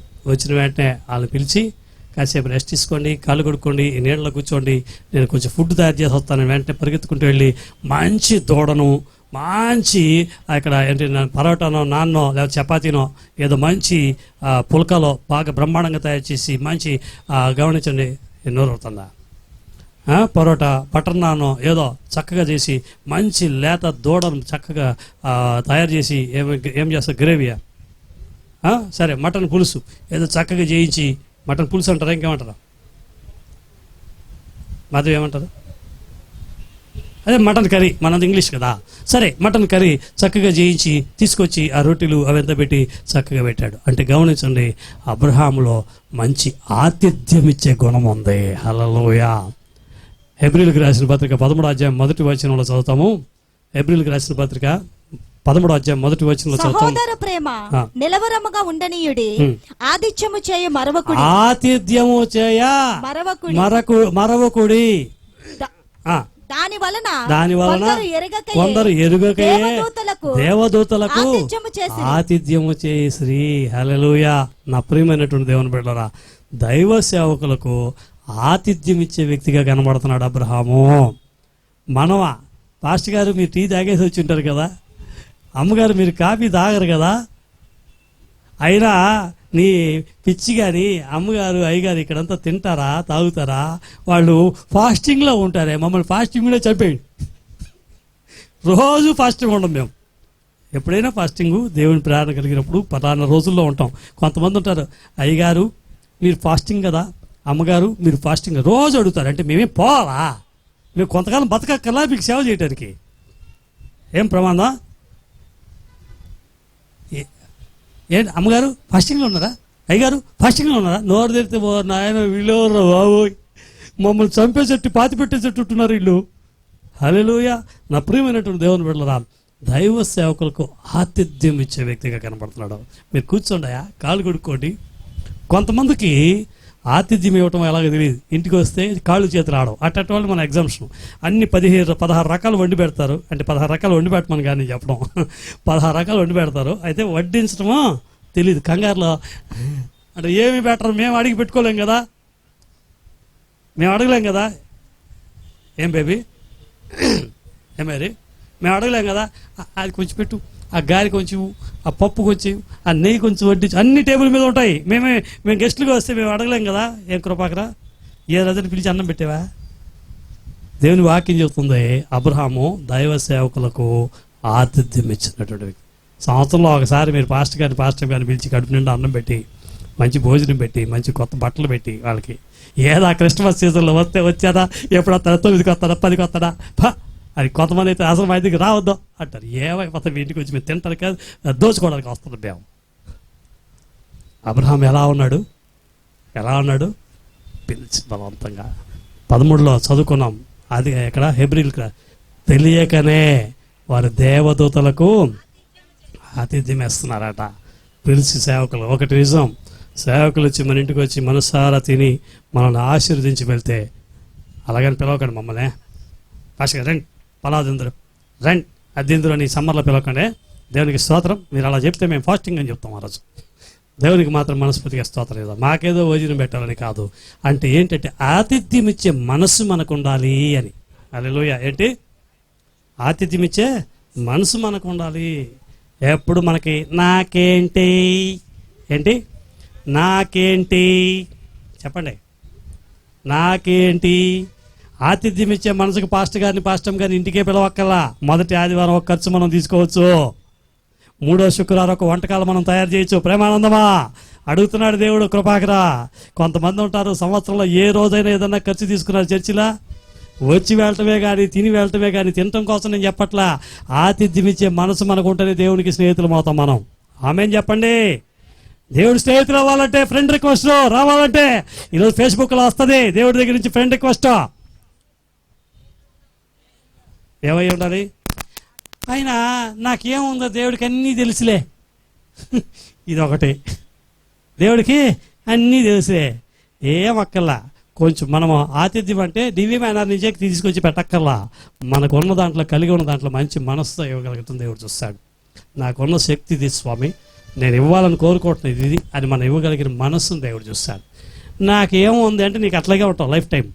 నన్ను మాత్రం దేవుడు ఆశ్రయించాడండి. ఒక పాస్టర్ గారు నన్ను చెప్పాడు, 10 మందికి 15 మందికి భోజనాలు పెడుతుంటే ఒక 3వ శుక్రవారం అప్పుడు సచివతి, సుజాత వీళ్ళు మాత్రం ఉన్నారు సంఘంలో, ప్రభావతి వీళ్ళు మాత్రం ఉన్నారు. ఒక పాస్టర్ గారు చెప్పాడు, ఈరోజు 20 మంది ఉన్నారు, భోజనం పెడతావు, రేపు 200 మందికి ఏం పెడతావు, రేపు 300 మందికి ఏం పెడతావు, రేపు 500 మందికి ఏం పెడతావు, ఈ భోజనం అంతా సరేదు సురేష్ గారు వదిలేండి అన్నాడు. నేను చెప్పా, 20 మందికైనా దేవుడే ఇవ్వాలి, 200 మందికైనా దేవుడే ఇవ్వాలి, 2000 మందికైనా దేవుడే ఇవ్వాలి. ఒక రోజున ఇదే పట్టణంలో 2 లక్షల మందికి అన్నం పెట్టాలన్న దేవుడే ఇవ్వాలి. నాదేముందండి, ఆయన ఇస్తే నేను పెట్టబోతాను. దేవుడు కృపలో 13 సంవత్సరాలుగా క్రమం తప్పకుండా 12 సంవత్సరాలుగా భోజనాలకు ఏర్పాటు చేయడం దేవుడి మార్గం తెలుస్తూనే ఉన్నాడు. హల్లెలూయా. ఆయన ఎవడో ఒకరు ఇవ్వాలని ఏ రోజు అనుకోవట్లే. మొదటి ఆదివారం 20,000 రూపాయలు తక్కువ లేకుండా ఖర్చు అవుతుంది. ఆరంభించి 4 సంవత్సరాలైన మొదటి సంవత్సరానికి 1 నెల మానేసినా 2 లక్షలకు పైగా ఖర్చు అవుతుంది సంవత్సరానికి. తక్కువ అనుకుంటే, అధమపక్షం అనుకుంటే 5 సంవత్సరాలు వేసుకుంటే 10 లక్షల రూపాయలకు పైగా ఖర్చు పెట్టడానికి దేవుడు సహాయం చేశాడు. దేవునికి మాత్రం మహిమ చెల్లించడం. దానివల్ల నేను దీవించబడుతున్నా, నా పిల్లలు దీవించబడుతున్నారు, నా కుటుంబం దీవించబడుతుంది. ఒకరు ఇవ్వాలి, ఒకరు చేయాలని ఏ రోజు అనుకోవాలా. ఎందుకు ఈ మాటలు చెప్తున్నారంటే, అబ్రహాము ఆతిథ్యం ఇచ్చే వ్యక్తిగా కనబడుతున్నాడు. మనం కూడా ఆతిథ్యం ఇచ్చే వ్యక్తిగా ఉంటే మనల్ని దేవుడు సదాకాలం కొదువు లేకుండా మనల్ని ఆశీర్వదించే దేవుడు అయినాడు. మన సంతతిని దేవుడు ఆశీర్వదించే దేవుడు అయినాడు. మనస్ఫూర్తిగా దేవునికి స్తోత్రం చేద్దామా. మన సంతతి ఏ రోజు కూడా అబ్రహాము దావీదు అంటాడు కదా, నేను చిన్నవాడుగా ఉన్నాను, ఇప్పుడు ముసలాన్నయ్యాను, అయినప్పటికి కూడా నేను తల నిలిచినటువంటి ముసలాన్నయ్యాను, కానీ నేను కానీ లేక దేవుని యొక్క నీతిమంతుల యొక్క సంతానం కానీ భిక్షమెత్తుకోవటం నేను ఎక్కడా కూడా దేవుడికి ఇచ్చి భిక్షమెత్తుకున్నట్టుగా ప్రపంచంలో ఎక్కడ చరిత్ర లేదు. దేవునికి స్తోత్రం చేద్దాం. హల్లెలూయా. ఆతిథ్యం ఇచ్చినటువంటి వ్యక్తిగా కనబడుతున్నాడు. చివరిగా ఆదికాండం 14వ అధ్యాయం 21, 22 వచనాలు. సొదొమ రాజు మనుషులకు నాకు ఇచ్చి ఆస్తిని నీవే తీసుకొనమని అబ్రహాముతో చెప్పగా చదువు. అబ్రాము నేనే అబ్రామును ధనవంతునిగా చేస్తానని నీవు చెప్పకుండానట్లు ఒక నూలు పోగైనను చెప్పుల వారైనను. అది ఎలా చదవాలంటే ఈ విధంగా కూడా చదవచ్చు. నేనే అబ్రహామును ధనవంతునిగా చేసి తిని. నేనే అబ్రహాము అంటే అబ్రహాం చెప్పట్లా. ఎలా చదవాలి దాన్ని? చదువుతలే. నేనే అబ్రామును ధనవంతునిగా చేసినని నీవు చెప్పుకున్నట్లు ఒక నూలు పోగైనను చెప్పుల వారైనను నీ వాటిలో ఏదైనను తీసుకొనని ఆకాశమునకు భూమికిని సృష్టికర్తయును సర్వోన్నతుడైన దేవుడైన యెహోవా ఎదుట నా చెయ్యి ఎత్తి ప్రమాణము చేసి ఉన్నాను. హల్లెలూయా. ఈ మాటల్లో అబ్రహాం యొక్క క్యారెక్టర్ ఏమర్థమవుతుందంటే ఎంతగానో దేవుని మీద ఆధారపడిన వ్యక్తిగా కనపడుతున్నాడు. హల్లెలూయా. ఈరోజు ఎలా ఉన్నాం? దేహి ఎవడిస్తాడా అని నిలబడే వాళ్ళగా ఉన్నాం. ఆ ముసలాడు అవుతున్నాడు బాల్చి దన్నేస్తే వాడి ఆస్తి ఏమన్నా మనకు వస్తుందేమో. కొన్ని కుటుంబాలు వెళ్తాం, మా అక్క నన్ను మోసం చేసింది, మా అన్నయ్య నన్ను మోసం చేశాడు, నా ఆస్తి అంతా దోచుకున్నాడు, నాకు రావాల్సినటువంటి అదిగో కరెక్ట్గా 2 అంగుళాలు దాటు చేశాడు, 5 అంగుళాలు ఇలా పోయింది అలా పోయిందని 7 పోగాలు వేసుకొని నాకు అది చెల్లాలి. మా నాన్న ఉన్నాడే ఆ ఫోటో ఇప్పుడు 40 ఏళ్ళ ముందు పొందండేసి ఆ ఫోటో చూసి, అరే నాన్న నీ కడుపులో నేను పుట్టకుండా ఉంటే ఎప్పుడు ఆయన పోయే 40 ఏళ్ళే, నీకు 60 ఏళ్ళు అంటే ఎప్పుడు 60 ఏళ్ళ ముందు నీ కడుపులో నేను పుట్టకపోయి ఉంటే బాగుండేది. గమనించిన నా ప్రియమైనటువంటి దేవుని బిడ్డలారా, ఈరోజు నా తలరాత ఇంతే, నా తలరాత అంతే అని చెప్పి దేని గురించి బాధపడుతూ ఎవడైనా ఇవ్వకపోతాడా, ఎవడైనా చేయకపోతాడా అని బాధపడుతున్నావు. నీ తలరాతను యేసు శిలువ మీద కొట్టివేసి నిన్ను ఐశ్వర్యవంతునిగా, ఆస్తిపరునిగా, అన్ని విషయాలు ఆశీర్వదించినటువంటి వ్యక్తిగా దేవుడు అభివృద్ధి చేయాలని దేవుడు ఎప్పుడో ప్రణాళిక వేశాడు. గమనించండి, ఒకరి జీవితంలో దేవుని యొక్క ప్రణాళిక, దేవుని యొక్క చిత్తం, దేవుని యొక్క ఆలోచనలు చాలా శ్రేష్టంగా ఉంటాయండి. ఈ రోజున ఆయన అడగటం మానేసి వాళ్ళు ఇవ్వలేదు, వీళ్ళు ఇవ్వలేదు, నా భర్త ఇవ్వలేదు, నా భార్య ఇవ్వలేదు, మా అమ్మ ఇవ్వలేదు, మా నాన్న ఇవ్వలేదు, వాళ్ళు మోసం చేశారు, వీళ్ళు మోసం చేశారు, అడ్డంగా నిలువుగా తీసుకెళ్ళిపోయారు, అన్నీ కూడా చెప్పుకుంటూ నువ్వు బాధపడుతూ ఏదైనా ఇస్తే, ఇక్కడ అబ్రహాం ఎంత అద్భుతమైన మాట అంటాడు, రాజు నువ్వు నాకు అది ఇస్తే నువ్వు అబ్రహాము ధనవంతుడు అవడానికి నువ్వు కారణము, అబ్రహాము ధనవంతుడు అవడానికి నువ్వు కారణం అని ఎక్కడ చెప్పుకుంటారో, నాకు అట్లాంటి అవకాశం నా దేవుడు ఇవ్వడు. మొన్న ఒక ఆయన నాకు ఫోన్ చేసి, పాస్టర్ గారు అమెరికాలో మీటింగ్ జరుగుతోంది, 3000 మంది పెద్ద పెద్ద పాస్టర్లు అంతా వస్తారు, ఆ మీటింగ్కి మీరు రండి, మీకు ఈజీగా వీసా వచ్చేస్తుంది, చక్కగా మీటింగ్లో మీరు పాల్గొన్నట్లయితే మనం కలుసుకున్నతో మాట్లాడుతున్న పోయిన వారంలో మీరు అక్కడికి వచ్చినట్లయితే మీరు అమెరికాలో ఒక టైఅప్ పెట్టుకోవచ్చు. ఏంటి ఒక టైఅప్ పెట్టుకోవచ్చు. అక్కడ ఏదైనా ఒక దొరకపోడు నీకు ఒక దొర దొరుకుతాడు, మీ సంఘానికి చూపించండి, ఆ సంఘానికి దొరను తీసుకురండి, ఆ దొరకి ఏం ఉండదు అక్కడ, ఆ దొరను తీసుకొచ్చి ఆయన గొప్పవాడు పొగడండి, గొప్ప చేయండి, ఆయన బ్రహ్మాండమైన వాక్యం, ఆయన బ్రహ్మాండమైన సేవకుడు, పెద్ద మిషనరీ అని చెప్పండి.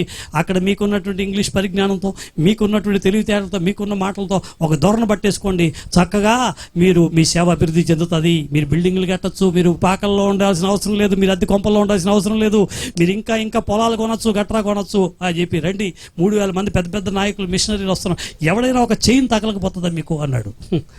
నాకు దొరల చైన్ అక్కర్లేదు, కానీ దొరలను సృష్టించిన మహాదొర అయినటువంటి ఆ దేవుడితో నాకు చైన్ ఉంది, అక్కడ లింక్ ఉంది, ఆయనతో ఉన్న లింకును బట్టి దేవుడు నాకు కావాల్సిన అన్ని కూడా నాకు ఇస్తాడు. నేను అమెరికాకే వెళ్ళక్కల్లా, ఇంగ్లాండ్కే వెళ్ళక్కల్లా, అవసరమైతే అమెరికా నుంచి ఇంగ్లాండ్ నుంచి సొమ్ము తీసుకొచ్చి దేవుడు మన చేతికి ఇవ్వగలడు. హల్లెలూయా.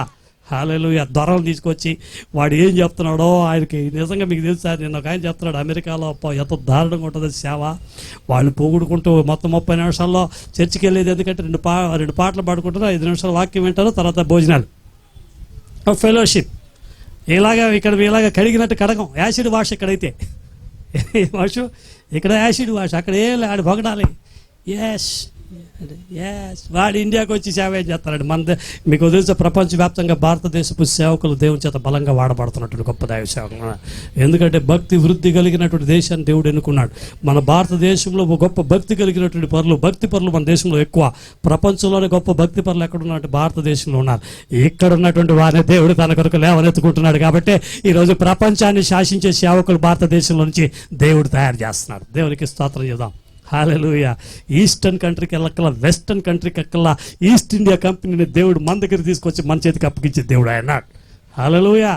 అమెరికా వెళ్ళటం అంటే వెళ్ళమంటే వెళ్తా నేను, కానీ ఒక దొరను పరిచయం చేసుకుని రావడానికి మాత్రం నేను ఎన్నడూ కూడా అమెరికాలో అడుగు పెట్టను. దేవునికి మాత్రం మహిమ కలుగును గాక. ఆ మాట కోసం ఏ దేశానికి వెళ్ళి దొరను పరిచయం చేసుకోవడానికి మనకు ఒక దొర ఉన్నాడు, మహా గొప్ప దొర. హల్లెలూయా, ప్రభు అయిన యేసు. ఆయనతో మనకు కనెక్షన్ కావాలి. దేవునికి స్తోత్రం చేద్దామా. ఆయనతో మనకు కనెక్షన్ ఉంటే ఉన్న చోటే మనకు అన్నీ కూడా అందించే ఆశ్రయించే దేవుడు అన్నాడు.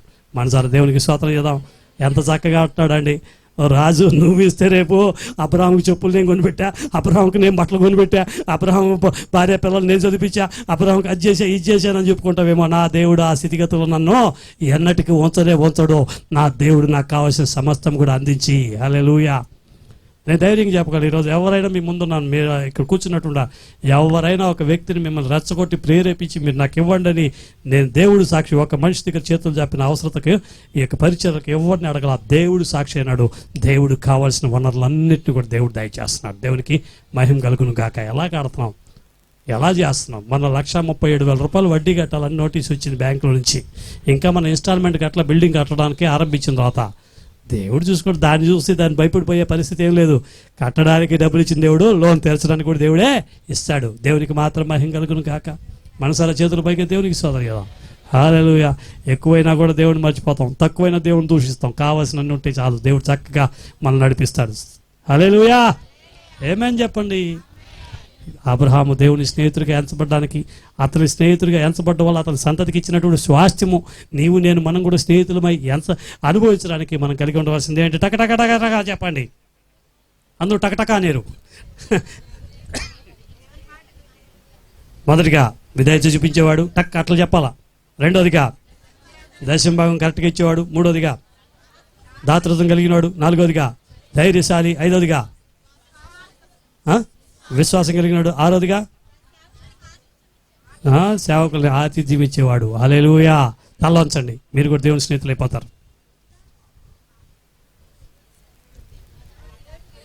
ఏడోదేవి చూసారా? ఏడోది ఏంటి? దేవుని 7 కార్యాలు దేవుడు చెప్పాడు. ఈరోజు పండగే పండగ. మోకరించండి పండగ అనుకున్న వాళ్ళు మాత్రం. ఏం పాట ఉంది?